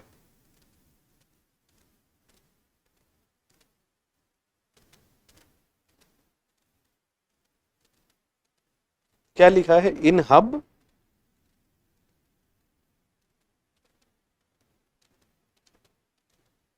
अखिलेश क्या लिखा है इन HUB हब? हाँ, तो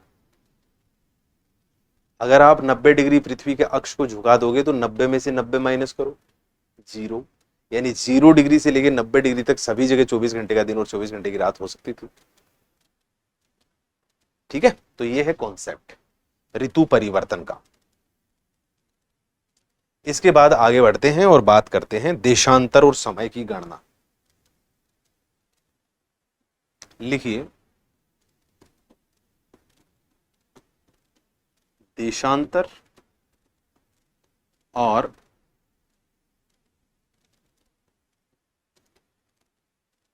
समय गणना। देशांतर और समय गणना लिखिए।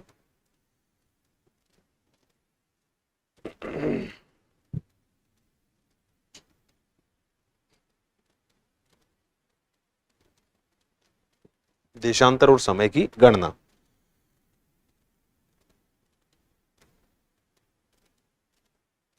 तो मैंने कल की कक्षा में आपको बता दिया था कि देशांतर कितने होते हैं, 360 होते हैं, 360।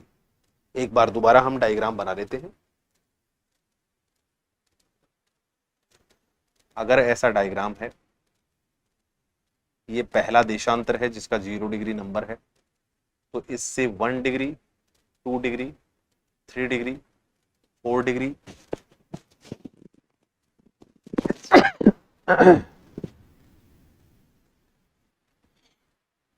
ऐसे करते करते 179 डिग्री पूर्व में, और इधर चलें तो 1 degree, 2 degree, 3 degree, 4 degree, 5, 6, 7, 8, 9, 179 degree तक पश्चिम में देशांतर है।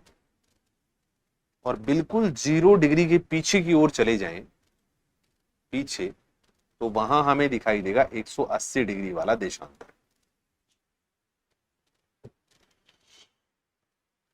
ठीक है, तो कहने का अर्थ यह है कि 0 डिग्री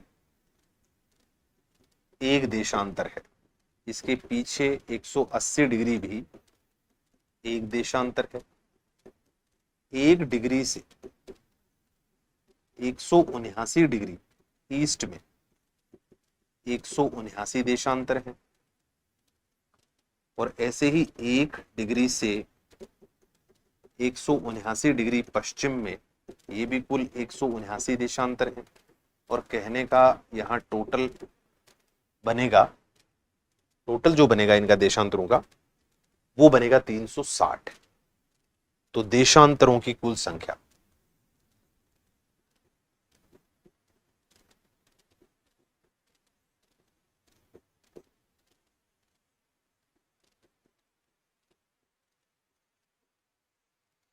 देशांतरों की कुल संख्या 360।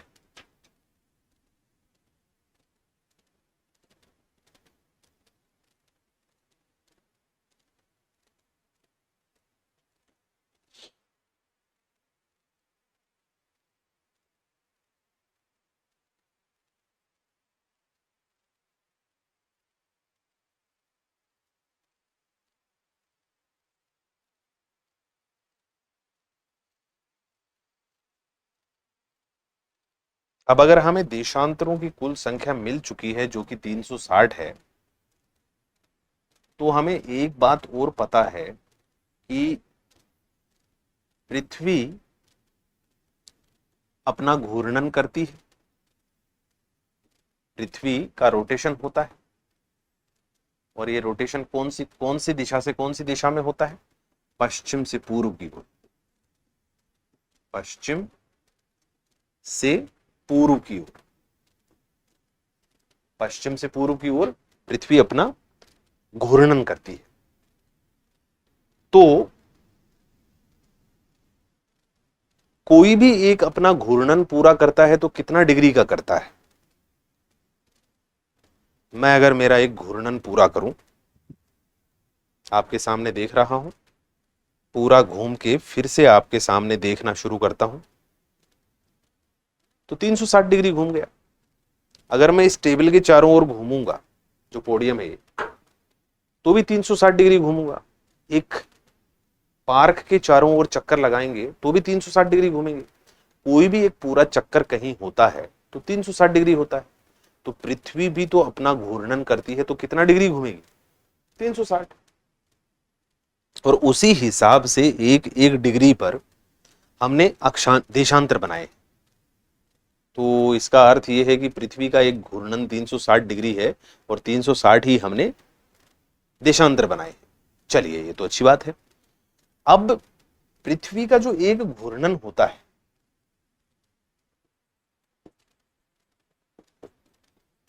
पृथ्वी का एक घूर्णन, जिसे हम एक दिन कहते हैं, वो होता है 24 घंटे में। और 24 घंटे बराबर होते हैं, अगर हम 24 को गुणा कर दें 60 से, तो 24 घंटे बराबर होते हैं 1440 मिनट के।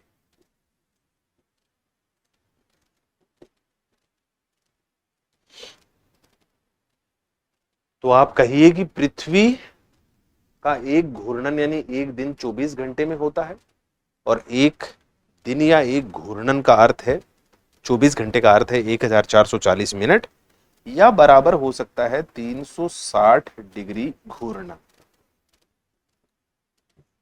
ये भी तो कह सकते हैं आप कुछ भी कह लीजिए कि पृथ्वी का एक घूर्णन मतलब 24 घंटे, पृथ्वी का एक घूर्णन मतलब 1440 मिनट, पृथ्वी का एक घूर्णन अरे मतलब 360 डिग्री का घूर्णन भी तो होता है। हाँ, अब हमें दो संख्याएं मिल चुकी हैं। एक संख्या मिल चुकी है कि कितनी देर में, और दूसरी संख्या मिल चुकी है कितना डिग्री का घूर्णन। तो अगर 1440 मिनट में हमारी दुनिया 360 डिग्री घूमती है, 1440 मिनट में 360 डिग्री घूमती है,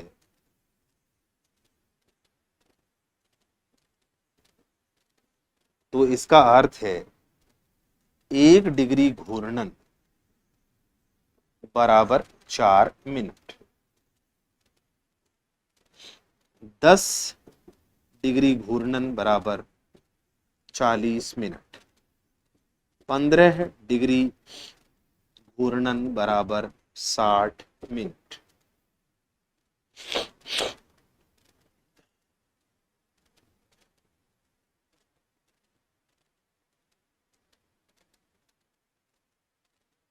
ऐसे ही 5 डिग्री घूर्णन बराबर 20 मिनट। 1 डिग्री घूर्णन करने में 4 मिनट लगता है, 5 डिग्री घूर्णन करने में 20 मिनट, 10 डिग्री में 40 मिनट, 15 डिग्री में 60 मिनट, या 60 मिनट में 15 डिग्री घूमती। अब देखो, हमारे पास घूमने की दिशा पता चल चुकी है, घूमने में डिग्री कितना घूमता है उतना पता चल चुका है, कितने समय में घूमती है वो पता चल चुका है, 1 डिग्री घूमने में कितना समय लगता है वो पता चल चुका है, और 1 घंटे में 60 मिनट क्या होती, 1 घंटा ही होता है ना, तो 1 घंटे में कितना डिग्री घूमती है वो भी पता चल चुका है। बस तो फिर क्या, पृथ्वी पर सूर्य उदय पूर्व में होता है।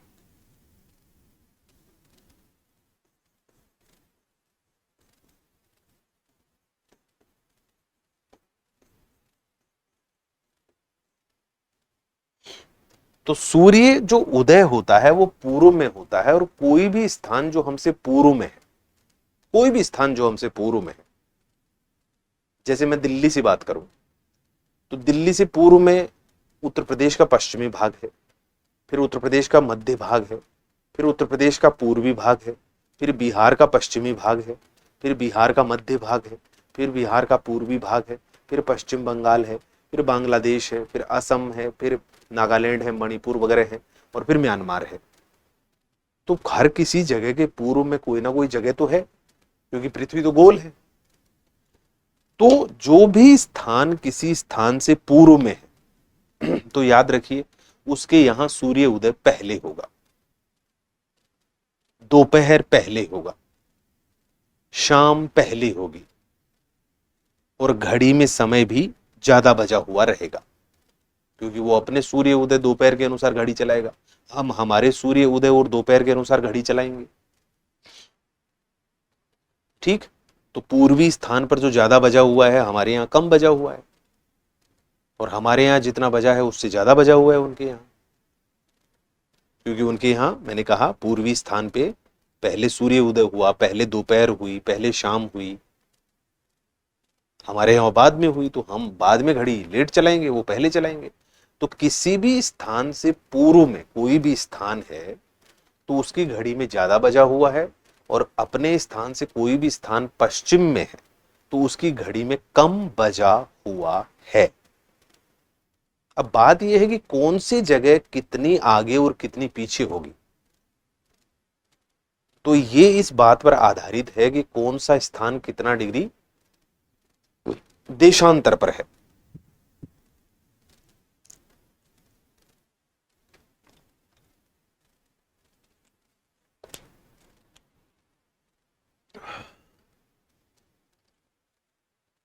जितना डिग्री देशांतर का अंतर होगा, एक सेकंड रुकिए, दो स्थानों के बीच जितना डिग्री देशांतर का अंतर होता है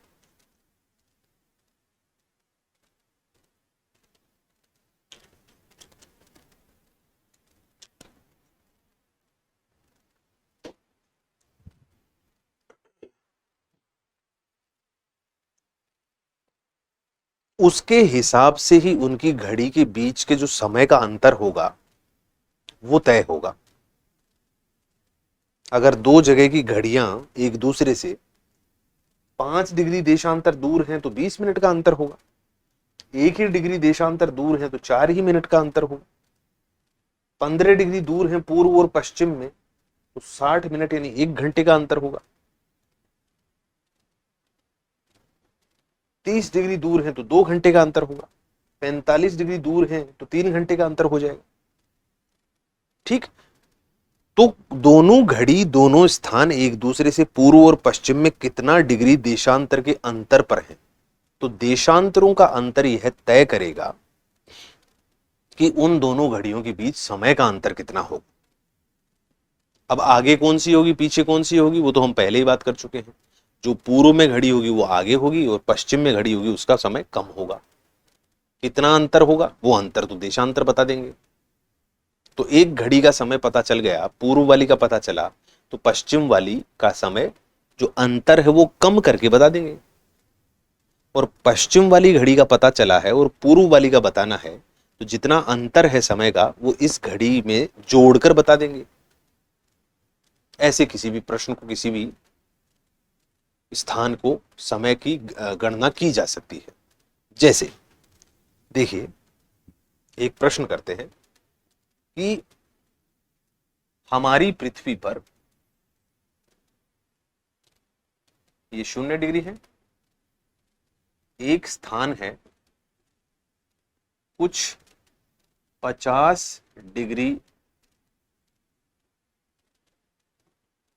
पूर्वी देशांतर पर, और यहां की घड़ी में अभी अभी समय हुआ है 50 डिग्री पूर्वी देशांतर पर सुबह के 10 बजे है, 10 AM, सोमवार का दिन है। ठीक, और हमसे पूछा गया, जरा बताइए कि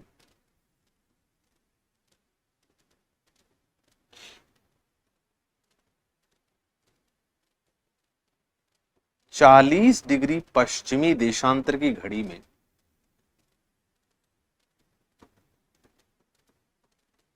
अभी अभी कितना बजा होगा।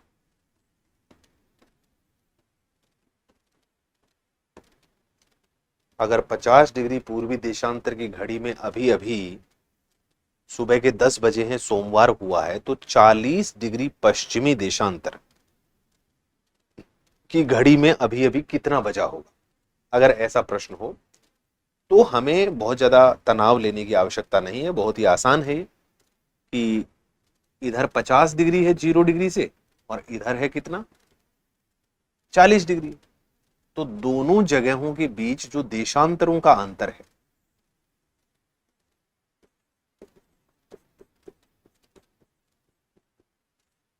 देशांतरों का अंतर, देशांतरों का अंतर है 90 डिग्री। 0 डिग्री से 50 इधर है और 0 डिग्री से 40 इधर है, तो टोटल जो अंतर हो गया वो हो गया 90 डिग्री।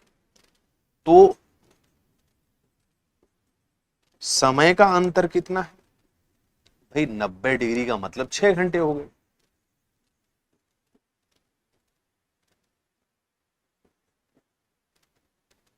पंद्रह डिग्री 1 घंटा, 30 डिग्री 2 घंटा, 45 डिग्री 3 है, तो 90 डिग्री 6 घंटे हो गए।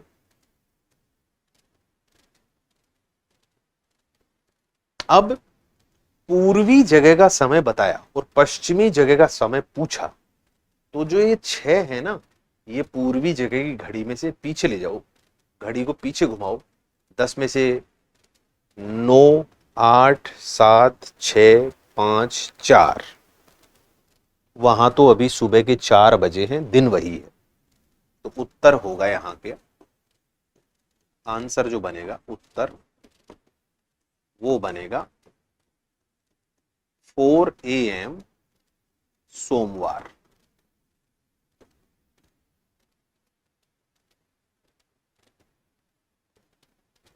क्योंकि पूर्व वाली घड़ी का समय बताया था और पश्चिम वाली का पूछा था, तो देशांतरों के हिसाब से जितना समय का अंतर है वो यहां की घड़ी में से घटाकर बता दें। ऐसे प्रश्न किया जा सकता है।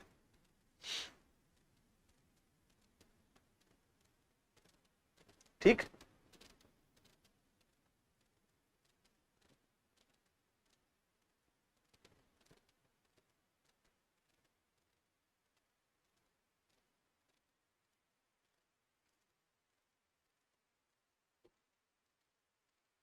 नहीं, एक देशांतर को पार करने में हमें नहीं हेमराज, पृथ्वी को घूर्णन करने में 4 मिनट लगती है, हम पार नहीं कर पाएंगे 4 मिनट में। ध्रुवों के पास तो फिर भी कर जाएंगे, विषुवत रेखा के पास एक देशांतर 4 मिनट में पार नहीं कर पाओगे। पता है कितनी तेज चलना पड़ेगा एक देशांतर विषुवत रेखा पर पार करना चाहते हैं। अगर 0 डिग्री देशांतर से 1 डिग्री पूर्वी देशांतर पे जाना चाहते हैं तो आपको 111 किलोमीटर पार करना पड़ेगा। पृथ्वी बहुत तेज घूम रही है, 1670 किलोमीटर प्रति घंटे। अगर हम चल सकते तो 4 मिनट में हम 1 डिग्री देशांतर पार कर जाएंगे। कहाँ? विषुवत रेखा पर। ध्रुवों की ओर जाएंगे तो उनके बीच की दूरी कम है, बिल्कुल ध्रुवों पे जाके खड़े हो जाएंगे तो पूरी पृथ्वी घूमेगी 24 घंटे में, और हम तो 5 सेकंड में ही घूम जाएंगे, 3 सेकंड में ही घूम जाएंगे। कर लिए सारे देशांतर पार। क्यों? क्योंकि ध्रुवों पर तो सारे ही देशांतर जाके मिल जाते हैं ना, तो वहां देशांतरों को पार करने में क्या समय लगेगा। लेकिन विषुवत रेखा पर अगर आप देशांतर पार करना चाहते हैं, एक से दूसरे के ऊपर जाना चाहते हैं, तो समय लगेगा। आप कितनी तेज चल रहे हैं? 1670 किलोमीटर प्रति घंटे चल सकते हैं। तो एक देशांतर पार करने में आपको 4 ही मिनट लगेंगे।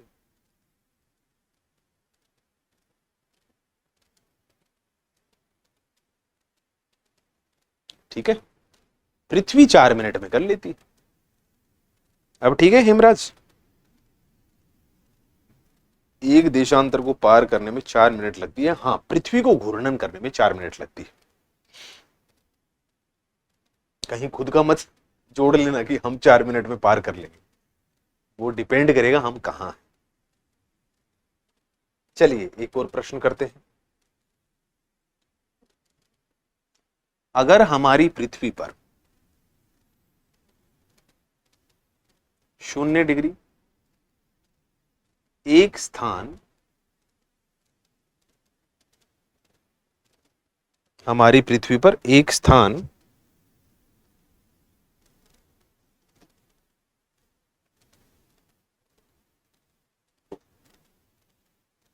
हाँ जी,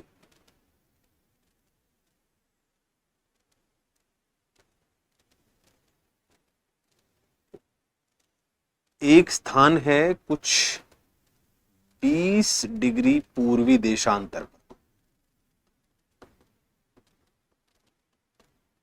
और दूसरा स्थान है कुछ 70 डिग्री पूर्वी देशांतर पर।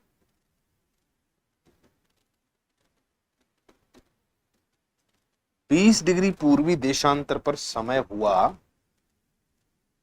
कुछ सुबह के 6 बजे, 6 AM संडे।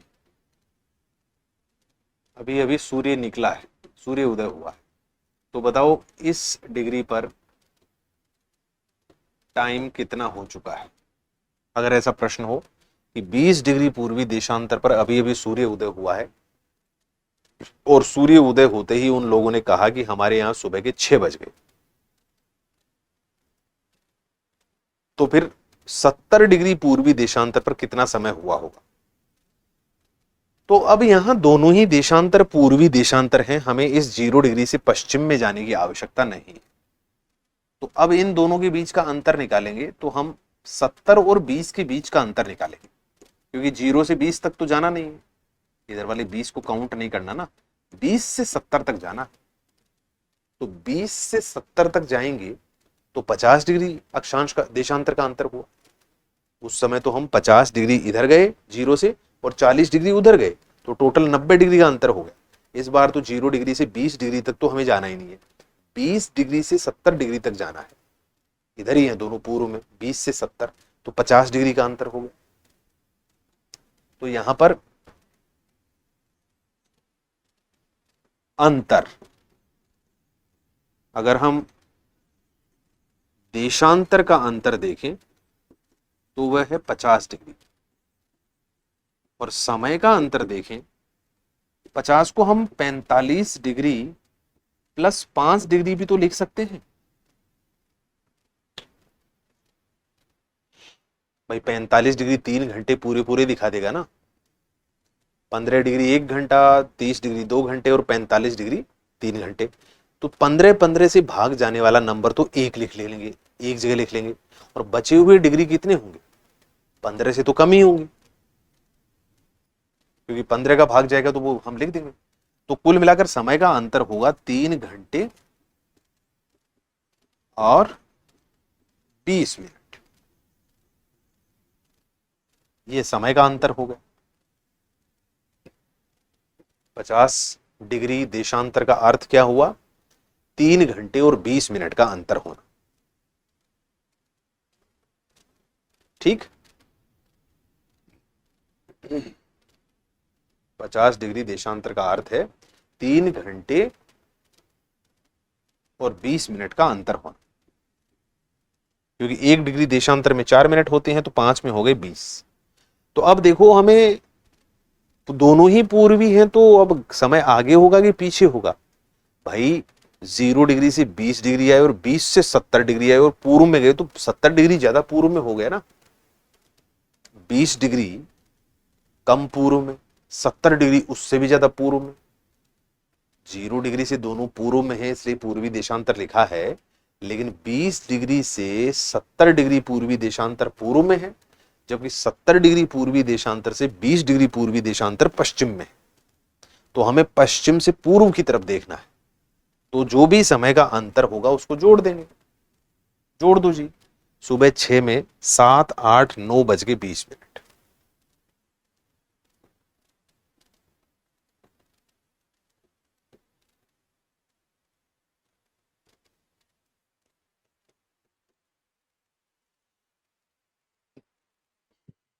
जोड़ देंगे,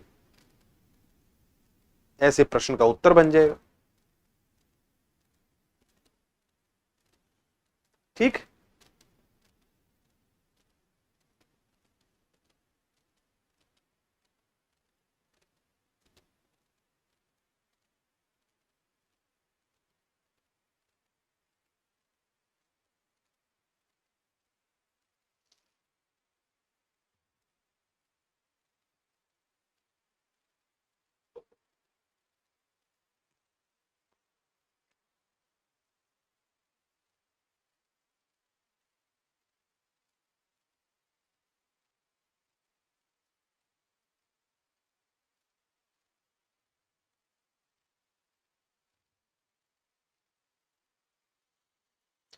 अब केवल दुनिया में लोग बैठे नहीं हैं, यात्रा भी कर रहे हैं।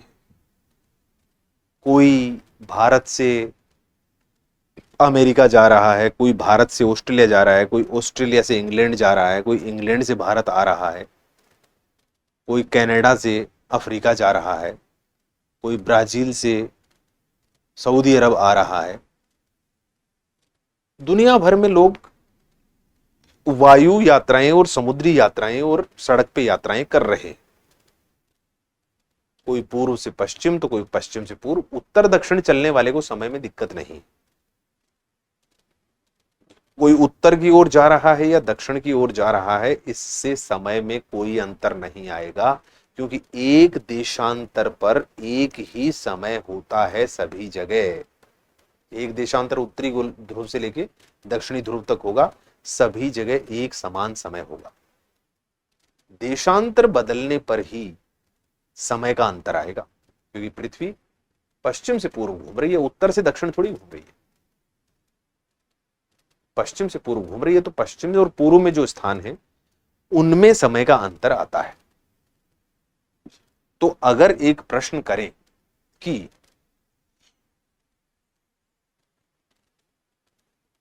0 डिग्री कोई व्यक्ति है जो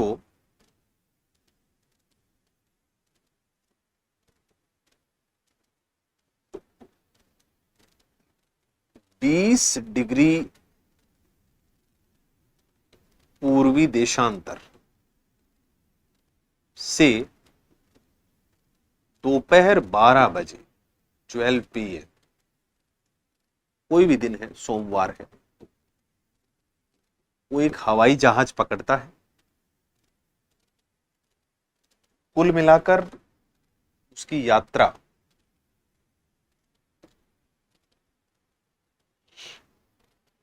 कुल मिलाकर उसकी जो यात्रा होती है वो है, यात्रा में लगा समय 4 घंटे। 4 घंटे लगे उसको, और इतने बजे यात्रा शुरू हुई, इस स्थान से यात्रा शुरू हो गई दोपहर 12 बजे सोमवार को 20 डिग्री पूर्वी देशांतर से। तो पूछा गया कि जब वो वायुयान कुछ 30 डिग्री, या कुछ अलग कर लीजिए, गणना सही सही हो जाए,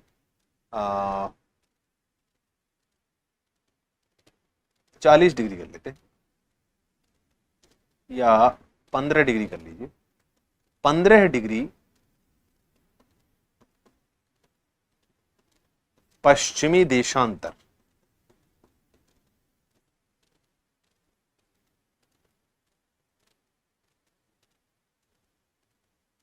तरह से कैसे होगा?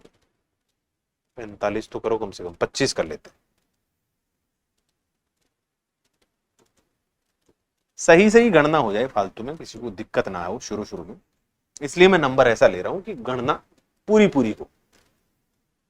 तो 25 डिग्री पश्चिमी देशांतर पर अगर वो हवाई जहाज जाके उतरता है 4 घंटे बाद, तो उस 25 डिग्री पश्चिमी देशांतर पर उस वक्त, उस समय घड़ी में कितना बजा हो?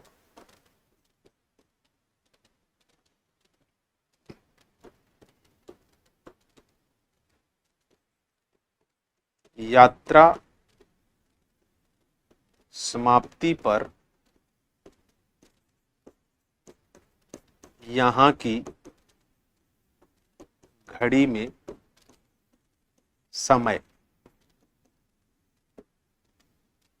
ये तो यात्रा शुरू हुई दोपहर 12 बजे, वहां पर यात्रा खत्म होगी 4 घंटे बाद, तो वहां क्या समय हुआ होगा? अब ऐसे प्रश्नों में कुछ नहीं करना, साधारण सा है। जो पहले हमने प्रश्न किया था ना, शुरू वाला, ये वाला प्रश्न, इधर का पूछ बताया था, यहां का पूछा था, तो अंतर निकालकर वहां का घटाकर बता दिया था। इसमें कुछ नहीं करना, पहले तो पूर्व वाली घड़ी से पश्चिम वाली घड़ी का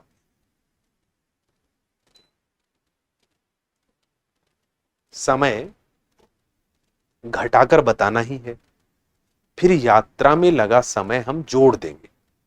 देखिए, यात्रा में जितना भी समय लगता है ना, उसको जोड़ना होता है, उसमें कुछ नहीं करना।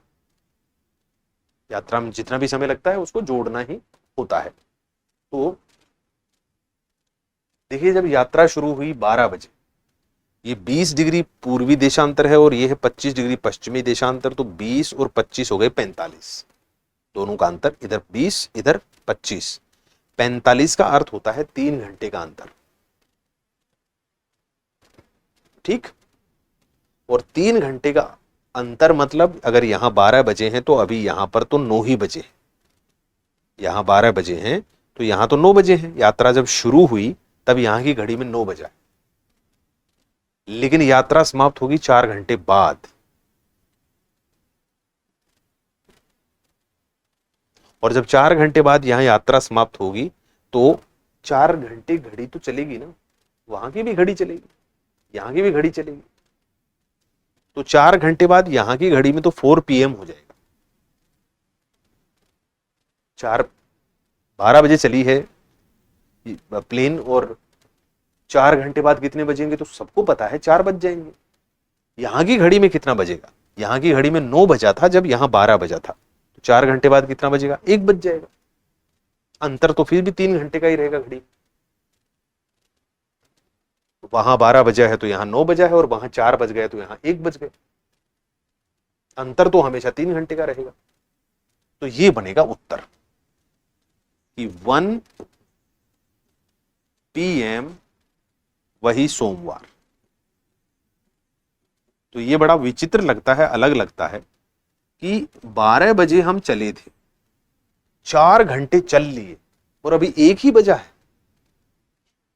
वो उस स्थान पे नहीं चल रहे हैं, वहीं नहीं चल रहे हैं, कहीं पश्चिम में गए, तो पश्चिम वाला वो स्थान पहले से ही 3 घंटे पीछे था, 4 घंटे लगाए तो 1 घंटे ही आगे पहुंचे, 3 घंटे तो पीछे ही था पहले से। हम उसी स्थान पे घड़ी में पूछेंगे तो कहेंगे 4 बज चुके हैं, तब कहेंगे अच्छा अच्छा 12 से 4 बज गए, 4 घंटे। ठीक है, तो ऐसे पश्चिम में यात्रा करते हैं तो हमें वही समय दोबारा भी मिल सकता है। अगर ये 3 घंटे में ही पहुंच जाता, 4 घंटे के बजाय 3 घंटे में पहुंचता, तो 12 बजे चला था सोमवार को और 12 बजे ही पहुंच गया, क्योंकि 3 घंटे बाद वहां की घड़ी में भी तो 12 बज जाएंगे। यहां तो 3 PM हो जाएगा पर, लेकिन वहां की घड़ी में 12 बज जाएंगे। 3 घंटे ही तो पीछे थी, 3 घंटे में 3 घंटे चल गई।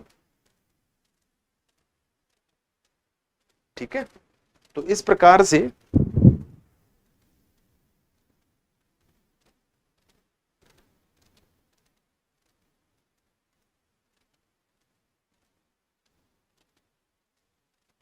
ऐसे हम निकाल लेंगे। किसी भी स्थान का देशांतर दे रखा हो, दूसरा देशांतर दे रखा है, तो समय निकाल सकते हैं, और दोनों जगह का समय दे रखा है तो देशांतर निकाल सकते हैं, क्योंकि समय और देशांतर के तुलना हमें पता चल चुकी है कि समय और देशांतर में आपस में संबंध क्या है।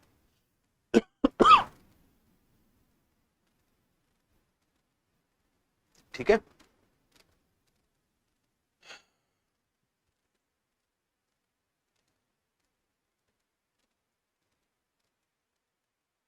अब देखिए भारत का मानक समय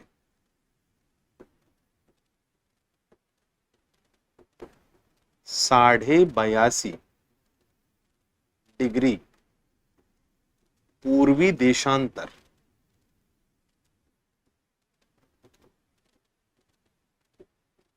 के अनुसार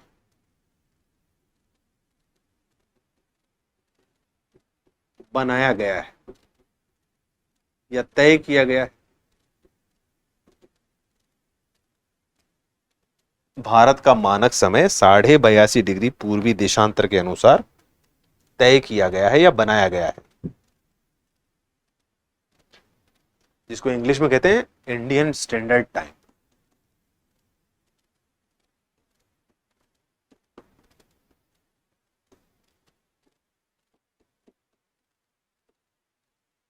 इंडियन स्टैंडर्ड टाइम।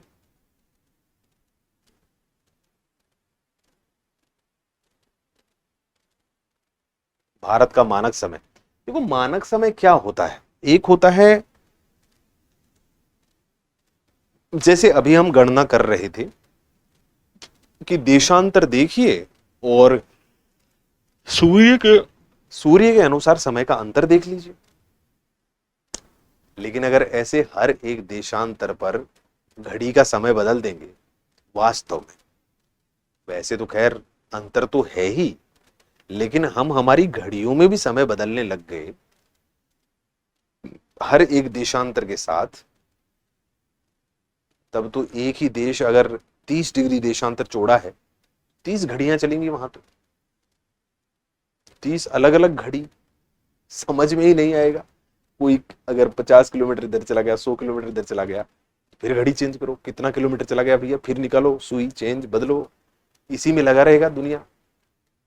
तो ये तय किया गया कि कुछ 7.5 या 15 है या फिर 30 डिग्री देशांतरों के बीच में, कहीं बीच में जब सूर्य उदय हो, दोपहर हो, तो सभी जगह घड़ी में उसके अनुसार चार्ट टाइम बना लो।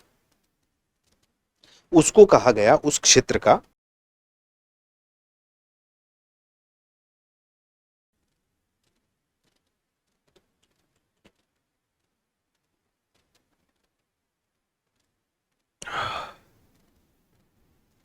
इस मानक समय पर चर्चा कल करेंगे। आज मेरी तबीयत थोड़ी सी अच्छी खासी ढीली हो रखी है, कल करते हैं चर्चा, ठीक।